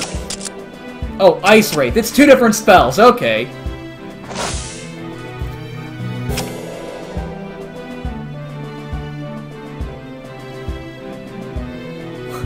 Wait, what'll I find out at the end of the demo? Now I'm all nervous and stuff. Oh god, Teal and Steel, what's it gonna do? Okay, so what we're going to do is Je suis étranger! The high trapeze art! Oh, that was the wrong, thing to do. Okay, uppercut didn't do anything.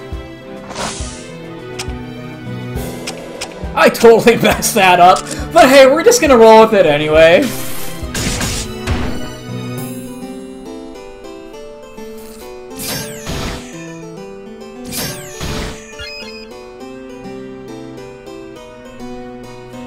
Oh, spoiler alert! Okay, let's see here. Let's, What's her magic spells? Draw magic, healing, lightning bolt, and fireball. Hits harder than normal magic. Okay. We'll conserve our magic for right now, because these guys aren't too big of a threat. Let's see if we can get this guy reeling. Oh, he's weak to grounded!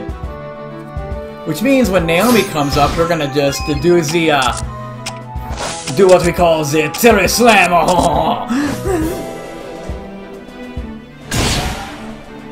Well, that took a guy out. That ended a dude outright. Oh my god, he's even got magic. He's got degradation! Phileas uses positive energy to lower agility of all enemies. Okay, we're not going to worry about that until later. Rest, body slam, cheer up. Joy lock!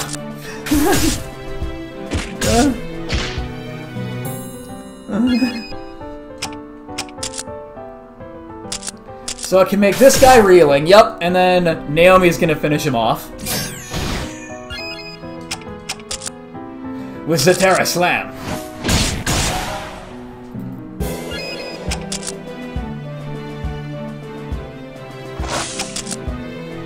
Joint lock!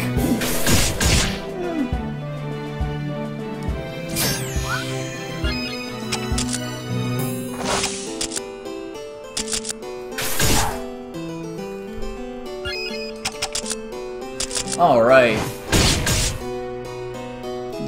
Good enough for me. Oh wow, he just totally went to town on Naomi there. Holy cow. Well, we're just gonna jaw-jack them for that. And he still lives? Is this a big boss red cap? Okay. I give him the red cap. We're gonna use a med pack on,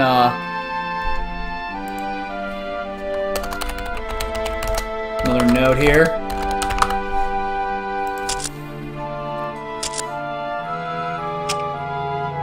Yeah, Naomi can use it the most. Fell by a hit. Okay, there we go. Ooh, hidden chest. Leeches!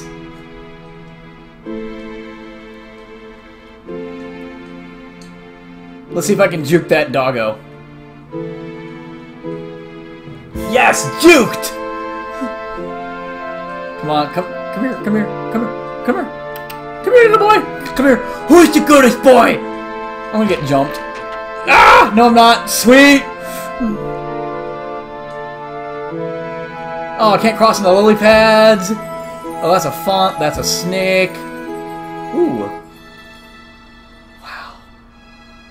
This is actually a really pretty map. Like, the forest has looked really good this entire time.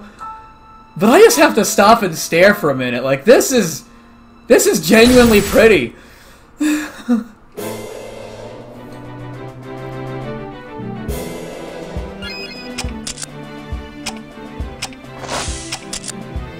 Let's see if I can do anything to these guys. Or if they're just normal guys that... Reeling. Okay, reeling doesn't do anything.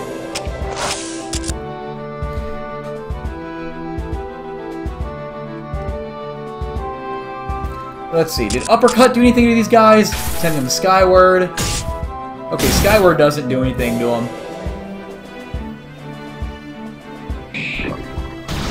Oh god. Fireball!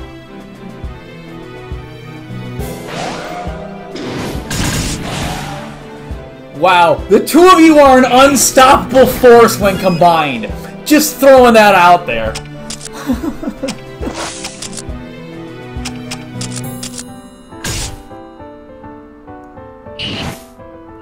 That's right, I should really focus on grounding these guys and not,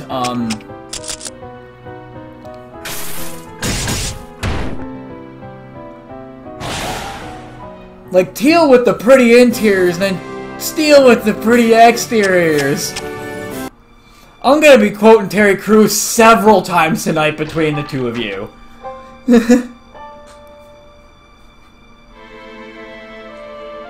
Okay, that's a font, and then over here... Wait, can I escape from these guys?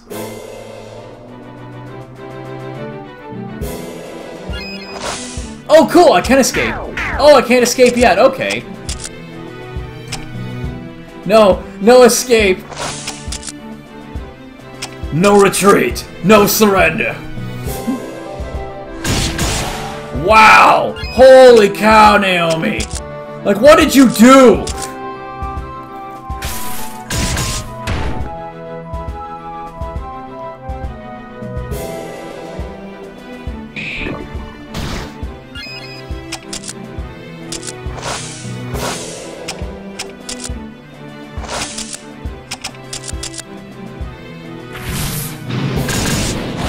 Nice! 2 weeks from the crash, that's right. Still? Even after resting up? No, I'm just being facetious at this point. I'm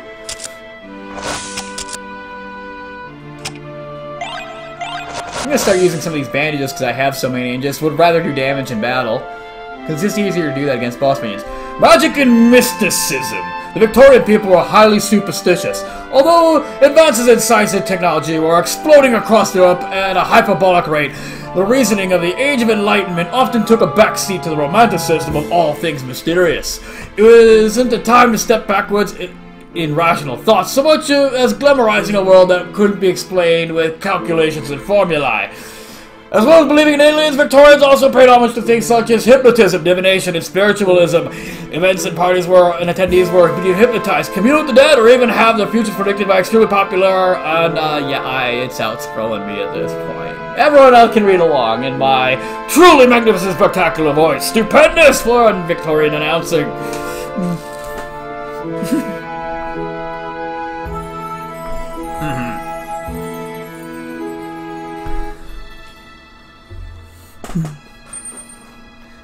Man, I almost gotta become like Motormouth Mackenzie trying to narrate that.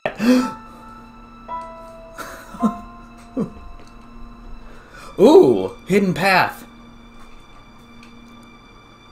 Ooh, another chest. Another red cap. Whoop! Let's slip by! Juked him! Juked! Ah! Epinephrine! Epinephrine!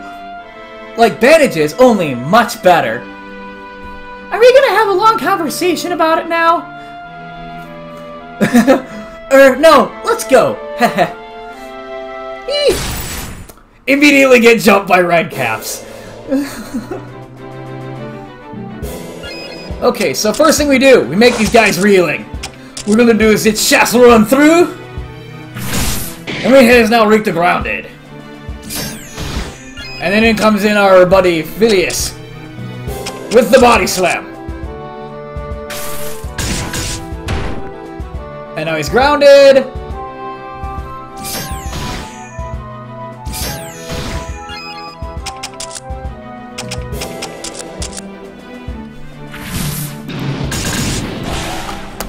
Make another note here.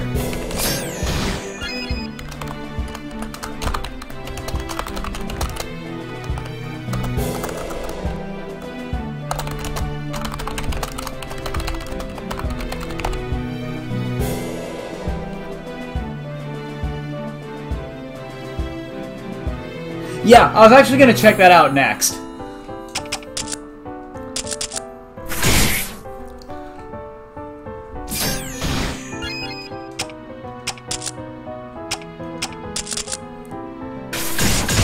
I just like being a completionist and exploring everything.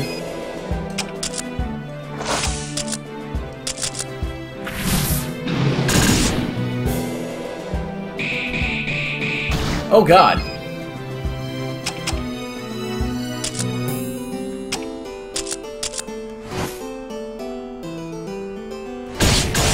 Okay, and he's out.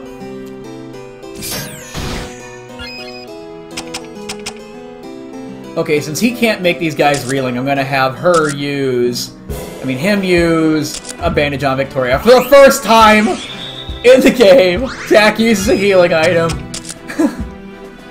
But you know what that does tell me, though? Is that it tells me that battles are very player, the battle balance is very player favoring.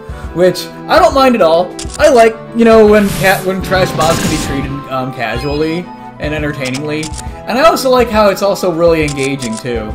And I haven't been doing that with a lot of my games now that I've been thinking about it, at least as far as my notes on them. As far as, you know, hey, what's the battle balance, and what is the, you know, battle balance and battle philosophy. I like that the battles are, I definitely do like that the battles are engaging and mindless at the same time. Like, you just get into a rhythm, and it's just fun.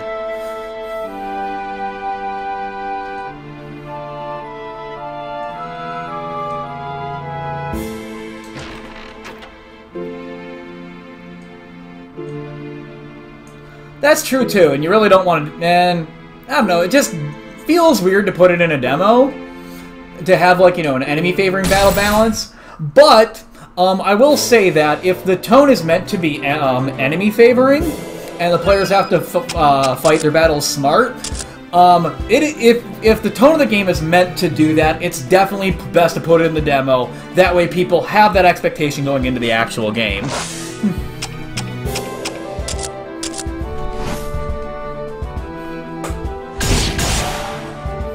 Jeez, Naomi!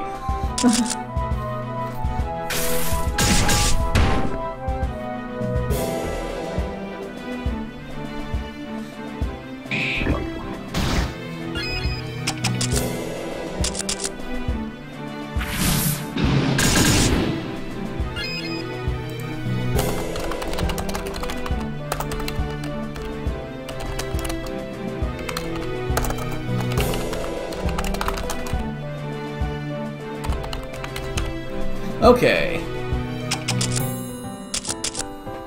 Go, Naomi, you got... Oh my god! Girl, you are a beast! And I always skip Victoria's picture on accident. Lantern oil? Lantern oil? Font of healing!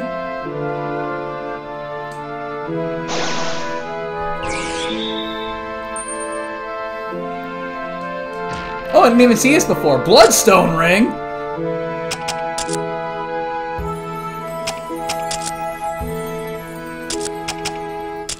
Anti-beast ring. A ring made of solid wood that protects the wearer from the natural attacks of beasts. I think that's best going to our girl, because she seems to be the tank. Or wait, yeah, she seems to be take the most hits. Let's see here. L-hand, Bloodstone ring, an aluminium ring with a bloodstone setting. Protects the wearer from poisonous status. I'm going to give that actually to Victoria.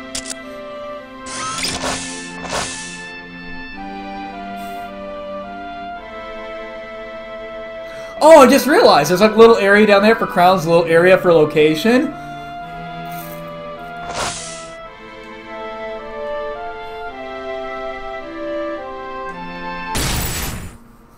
Alright, let's do this.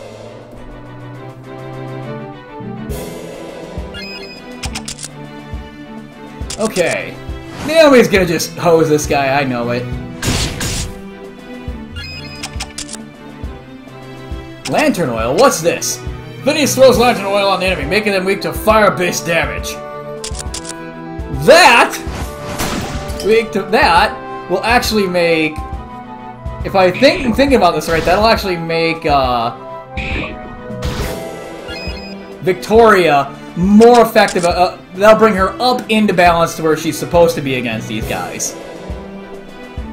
Let's see here. Let's see how Fireball works against these guys.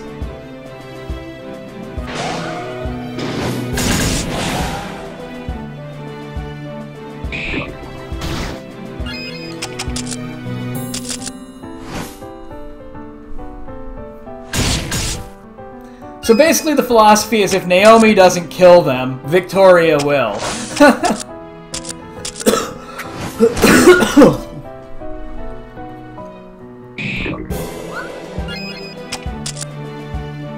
I'm gonna see what works better, Fireball or Fire Burst. Both are pretty effective. Okay, Phileas, you know what to do.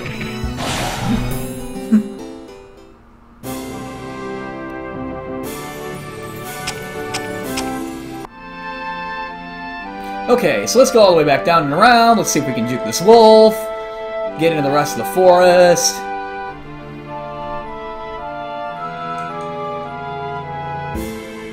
Whoop! There we go.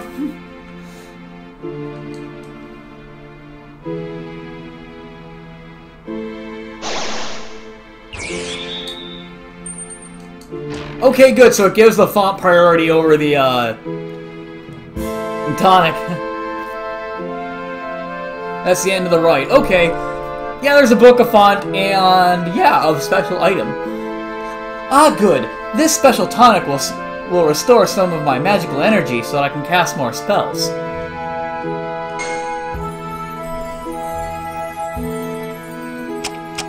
Now, I'm about to be like, hasn't been a save book in a little while. It's making me a little nervous. And then there's just one chest that I missed. Ah, my completionist streak is ruined! No, I'm kidding. Something approaches. Something evil. That must be the wretched Redcap and Alpha Wolf that Miss Twinkletree spoke of. Watch out! It has friends! Here it comes!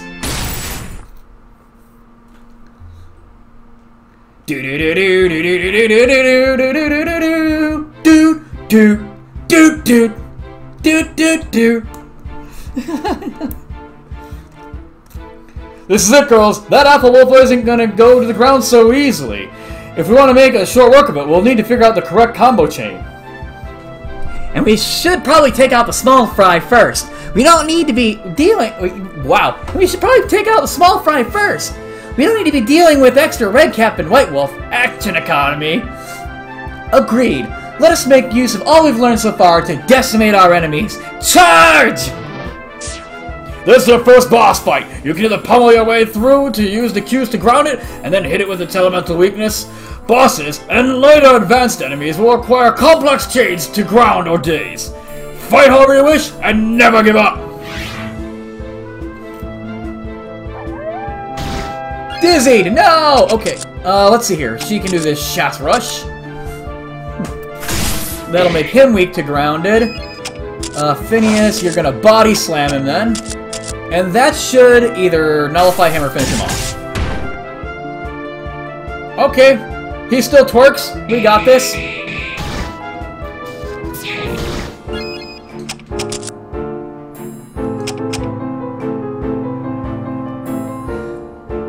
Sending the enemy reeling. I should do Fire Burst on the Redcap now that he's grounded. No! Did I? Okay, good. Wow, he's... Oof.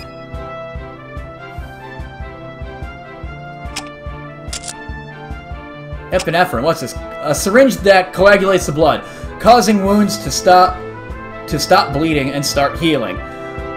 35% max HP. 20... How far is she down? Okay, yeah, she will definitely need the epinephrine. EpiPen, go!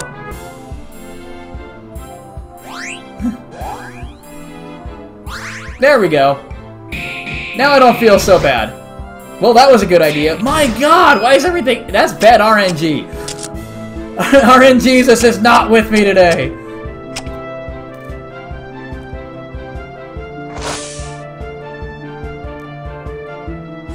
Oh well, let's just body slam him and get his action economy out of there real quick. Okay. So the heavy hitter's out.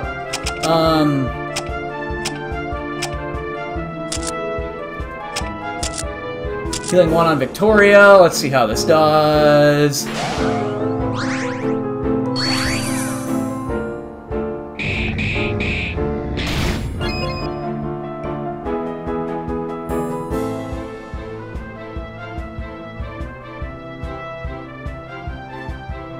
I just had to take a minute to listen to the music there. Oh, leeches cure dizzy? Oh, I totally forgot that.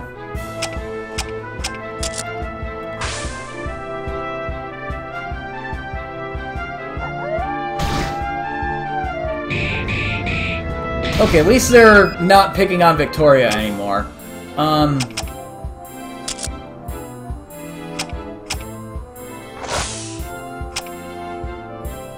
Okay, Naomi... Let's just try and ground that wolf and take him out.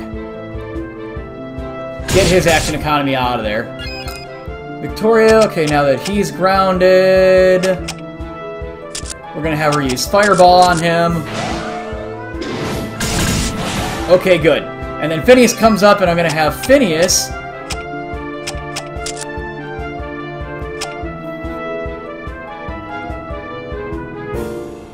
And I'm gonna have her... Oh! It does it for everybody. Okay, cool. Yep, there we go. That was a perfect reset button. Okay, so time to figure out how to get this through. Well, let's just joint lock him first. And then I'll have the two who can inflict status effects try and figure out how to build a combo against him. Okay, that's reeling. Dizzy. Let's see if dizzying helps. Dizzying does not. However, let's see if reeling helps. Yes! Weak to Skyward! Now Phineas comes around and uppercuts him! Just jaw jacks him like a mother hobber right in the jaw!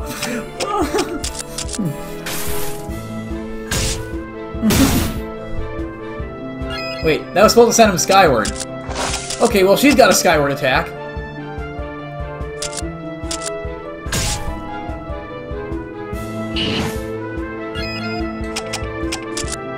Nope, not guard. Oh well. We're okay. We're still doing good. Spirit Power, Revival. Let's see what other, Reeling only lasts for one action. Oh!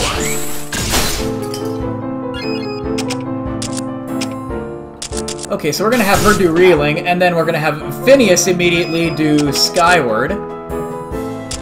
That should work then. Yes, now he's weak to Grounded. Okay. Yeah, this will take a little bit of getting used to. And let's see here, Terra Slam, let's see how this goes. Wow!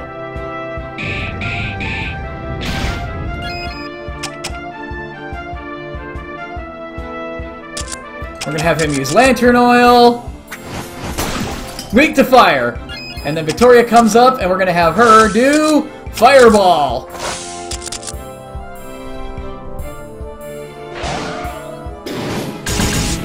Jeez! Okay, so I'm gonna have Naomi. I'm gonna actually have Naomi boost the agility of all allies. No, I don't need that for this round.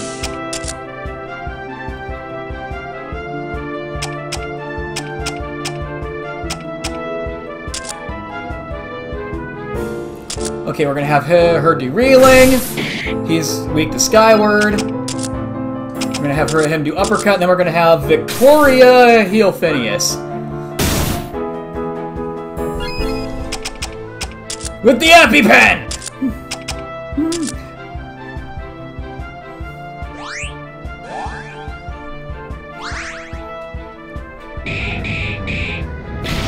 Ooh, good call, Jack! Okay, so... Oh god, he's gonna come up again.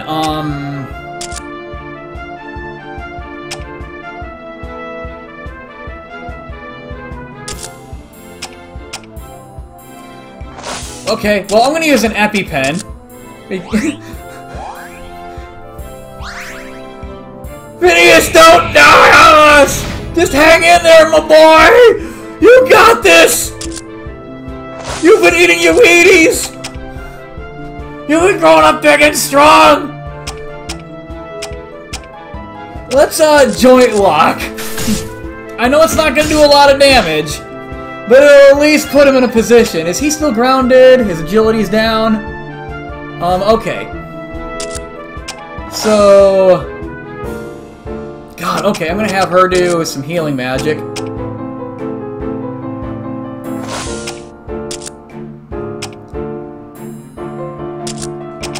We're gonna use that on Phineas. Phineas, don't die, my boy!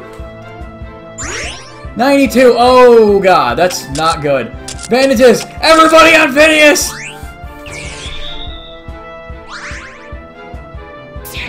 Okay, good.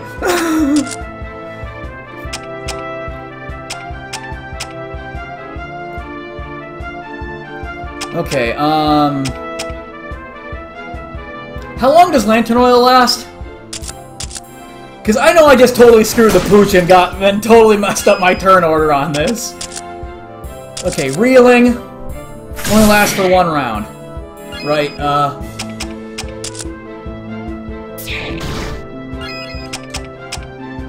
3 rounds. Oh, why didn't I have her use Fireball then? Oh well. Well, Naomi's back, so he's got...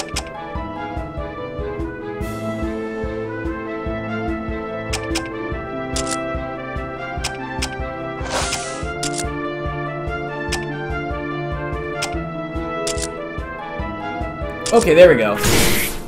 Okay, so this will come around nicely then. Another Fireball, because he's weak to fire for right now. Yep, there we go! I should have just kept that up, because I didn't realize that it lasted longer than a round. Woohoo! Epinephrine, Mania Medkit, and a Talisman!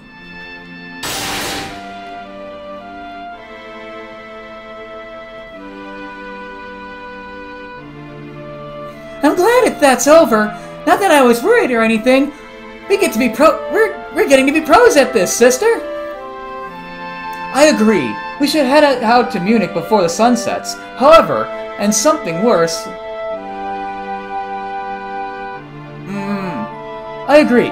We should head out to Munich before the sun sets, however, and something worse comes out on the prowl. However, feels a little bit unnecessary in that sentence. Let me try and reread that. I agree. We should head out to Munich before the sun sets, and something worse comes out on the prowl. There we go. That rolls off the tongue a little bit easier. Wait a minute. We're not in such a hurry that you can't finish your story. Don't leave me in the lurch. What happened after you discovered the map of the living stone? What happened with Naomi? And what exactly was the incident? Of course. It's a horrid tale, but we did promise you closure. Back to the beautiful, beautiful servants' quarters! Just as we obtained the missing map, the culprits identified themselves.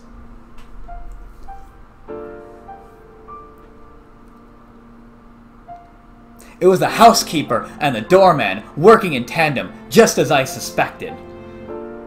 So you actually did figure it out. I do love a good mystery. It was simple when you laid out the logic. The doorman was the only one who was alone during dinner, so he poisoned the soup and then tried to make it seem like he had seen someone else. Meanwhile, the housekeeper shared the same access as the butler, but hadn't gone off like he had when the map was stolen, as she was the only person with access to Mr. Chapman's safe, who couldn't be accounted for. She had to have stolen it. When you look at it, it all made sense. Yeah, making sense. Yeah, it had my head spinning too. And the baddies were actually pretty surprised that a 15-year-old girl saw through their onion skin plot. But I failed to deduce that they were both spies from Prussia sent to kill Jonathan Chapman and steal the map. That ended up costing us dearly. We confronted them about tomato basil soup and they admitted to using poison. The soup's strong taste hid the vile brew. They also admitted to stealing the map.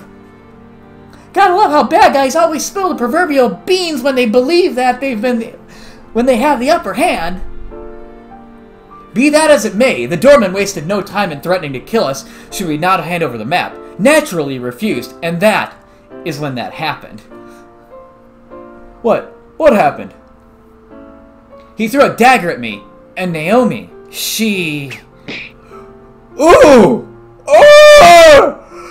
No!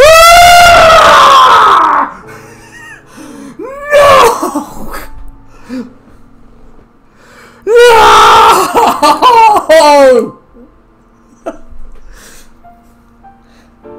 She threw herself in front of me. The dagger pierced her heart, and she fell. Back aboard the Phileas train, my dudes! That's when Papa and the others burst in and detained them. But the worst had already happened.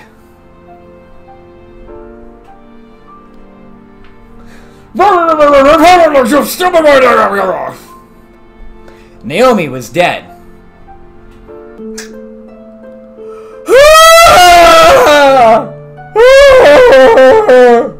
so good!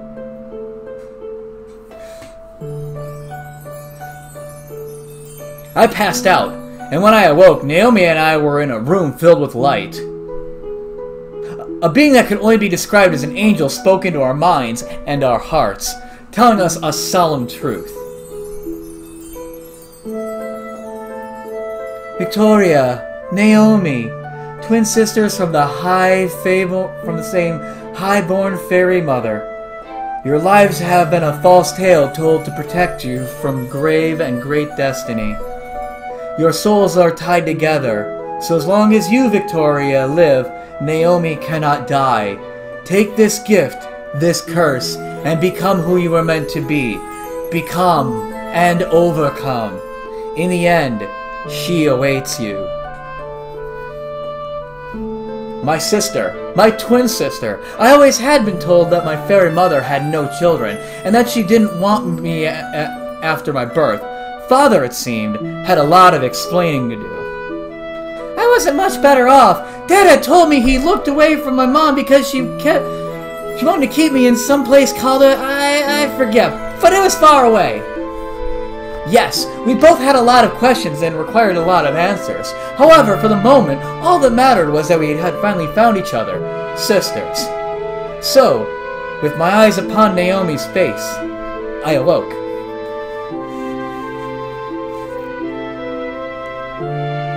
When I awoke, it was in the parlor, and Naomi's body had been laid out on the sofa.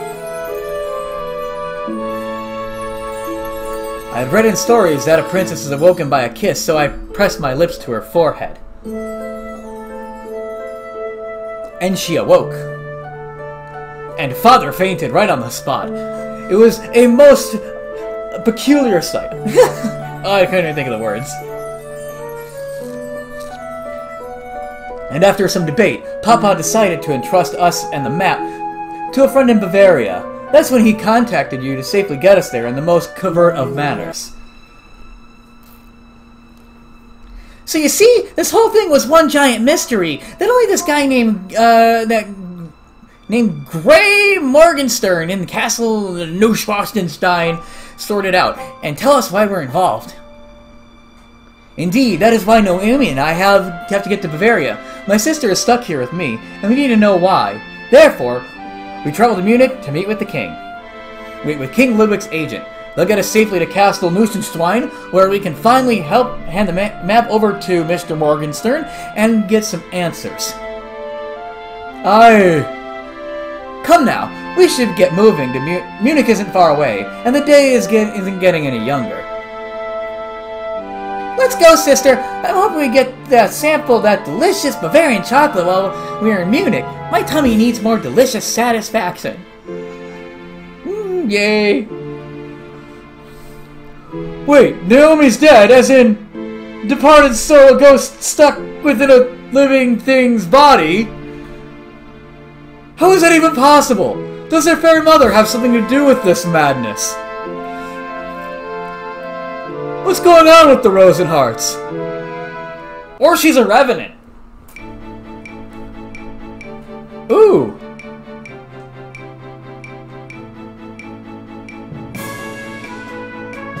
You've completed the RPG Maker MV demo of Rosenhearts, the Living Stone. The full version will have many features such as multiple attack system, the ability to follow up after special states, and so much more. Please follow us on YouTube and Discord.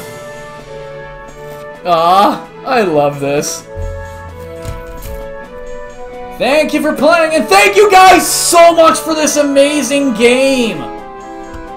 Wow!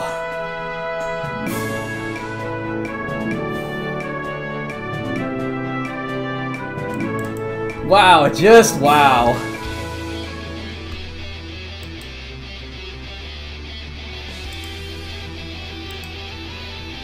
Okay, so let's take a minute here, shall we? Okay, wow! I have so many notes on this game. Oh my god, so let's just go straight from the top down. First off, I really like the disclaimer, you know, the intro to the vernacular and lexicon of the Victorian era. Very well explained. And especially in the beginning, very, very good in-character explanation of the meta concepts of the game. I think that there's definitely a little bit of room for improvement there, you know, maybe in the battle system, but not really. I don't know, who knows. The very next thing that I noticed that the UI that you guys use is absolutely brilliant and beautiful and just strikingly appropriate. It has that really strong Victorian steampunk vibe. Even the UI layout itself for, you know, the main subscreen, the main menu, is actually like incredibly unique amongst other RPG Maker games that I've played so far. Another thing that I really liked after getting into the first battle was the animated battle backs with the fog rolling through. Like, that just really stuck with me. And again, I'm a huge fan of attack wheel games. Huge fan there. Huge props on that, you do. I also noticed that the tile set is also very unique. Is that hand-drawn by chance?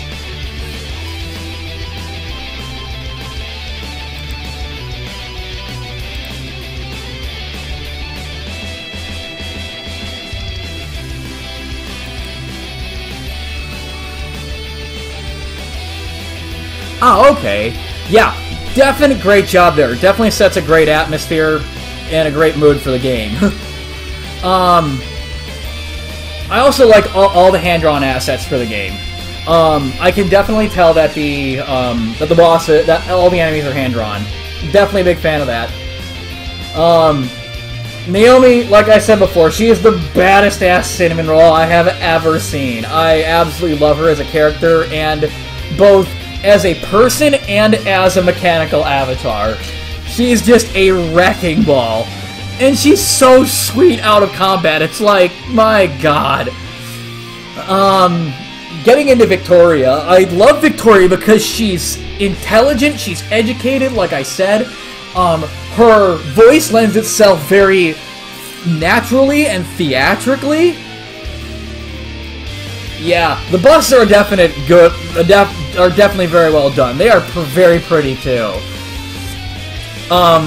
The whole game just feels, the whole demo, for a demo, this feels incredibly high polished. Like, I really have to hand it off to you guys here. The other real good thing that I like, once again, you know, getting into battle, I really like cascade damage effects. Like, anybody can just do like a, you know, one hit and one damage, but to still got combo stack up, there's just something that's gratifying and fun about that to me. And yeah, like just touching back again, like all the dialogue in this game lends itself incredibly naturally to the acting behind it. Like, it feels more like, I mean, having worked in like theater and with a production company, the dialogue feels more like a theatrical script than an RPG script. It's huge props there. And just, oh my god, the feels train. Several times, it's just, oh. Like, I know sometimes people will try for drama, but oh my god. That... What was the first feels train? I don't even remember.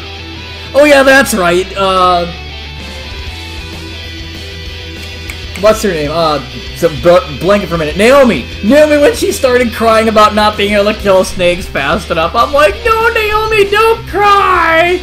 And then Victoria with her whole, you know, spiel about snakes, it was kind of like, Okay, and again, Teal, I have to hand it off to you. The interior maps of this game are absolutely beautiful and incredibly distracting. It's like, wow, do I narrate or do I just gaze on in awe at how pretty and detailed just everything is? And then Steel, with the outside maps, especially when you get to that lake in the north of the Blackwoods, just like, oh my god. Just like, I had to stop for a minute and I'm like, this is so atmospheric. Oh. Like, and yeah, just like servants' quarters, the ferry hut, even in the outside with like the leaves blowing by, the gentle music. Even in the Fairy Glen, with all the little sprites dancing around, it's just like, wow, this is incredibly peaceful. And on that note, this game is incredibly atmospheric. I should say this demo is incredibly atmospheric. And just wow. I also really like how it uses a lot of ham or cake. Oh my! Well, no, you're done. No ham or cake in the Black Forest. Oh man, and also, like I said, I like that it pulls from like a lot of the real life lore, like the Around the World in the 80s days with Phileas Fogg, and the whole thing about, you know, red caps being, you know, the murderous curs of the Fae and inhabiting the Black Forest, because that's where the story of the red caps started, really. And then, yeah, wow, those two things really kind of got me.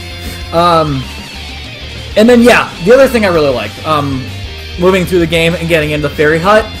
In RPGs, it's always like, ooh, new interior place, let's go see what's around and clickable to, you know, rob and take. Well, not rob, but obviously just useful items that are just laying around.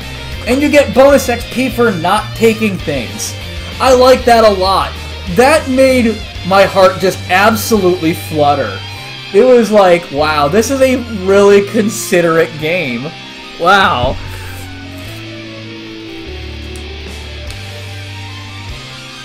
Yeah, that is awesome.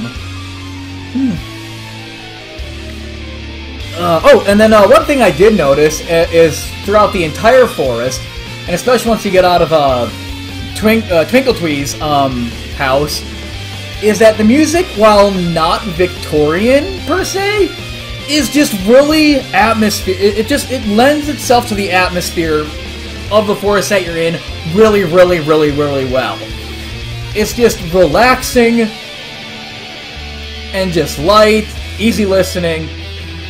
But then the music in the final boss battle, like if you notice, I was just kind of sitting there for a minute, and I'm like, oh my god, now it's got some actual Victorian like hard piano, like dun dun dun dun dun. It's like, the sound design in this game is amazing. Even though it's probably, even for its limited soundtrack, very awesome soundtrack. Very fitting, very appropriate. And like I touched on at the beginning of the playthrough, the entire forest has a very Alondra feel to it. Very PS1 pixel art JRPG. I also like that there's plentiful healing items throughout the entire demo. So that even if you're getting things incredibly wrong, you're never really in any danger of dying. Which segues perfectly into my next thing, of the battle balance being really player favoring. And that even when you're getting things wrong, you're never really in any danger of dying. And it gives you definitely more than enough healing items to enjoy the demo. As far as the battle philosophy, it's very engaging and rhythmic. Like you just get set into a rhythm again in each battle. It's like, oh, I've dealt with this before, I'll just use this combination of attacks. Very good job on that. The only thing, I have to say, the only real gripe I had with this game is I noticed that there was definitely some effect lag. Like, whenever an effect took place, there was usually like a 1 second lag time between, like, when the character attacks, when the special effect goes off, and then when the damage appears. I'm not sure if that's something because I have a weak processor, or maybe it's an RPG Maker thing. But it's literally the only thing I can really nitpick out of this, other than just info points being difficult to narrate effectively, which I understand in the actual game it's going to have actual narration behind it. So this is a very strong game. I definitely look forward to it going gold. And yeah, I am way past time here. So once again, thank you guys all for coming out. Thank you everyone who stopped by today. I'll go into a whole lot of detail. I had an incredibly stressful day, and you guys have really made it all the whole much better. And Teal Steel, this is an amazing game. This is really what I needed today. And again, thank you for my patrons. Feel free to support me down on Patreon below in the tabs. Every little bit helps. And let's see, what do we got going on next week? Next week is our last week here in February. Or not February, March. My bad. Next February we have Radiant Arc on Wednesday the 25th.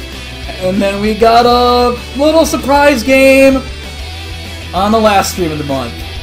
And hope you guys stick around and see you next Wednesday and next Thursday. Again, stay away from large crowds while you're out there. Make sure you wash your hands. Don't touch your face before washing your hands. Stay hydrated. Practice proper self-care. And I will catch you all next week.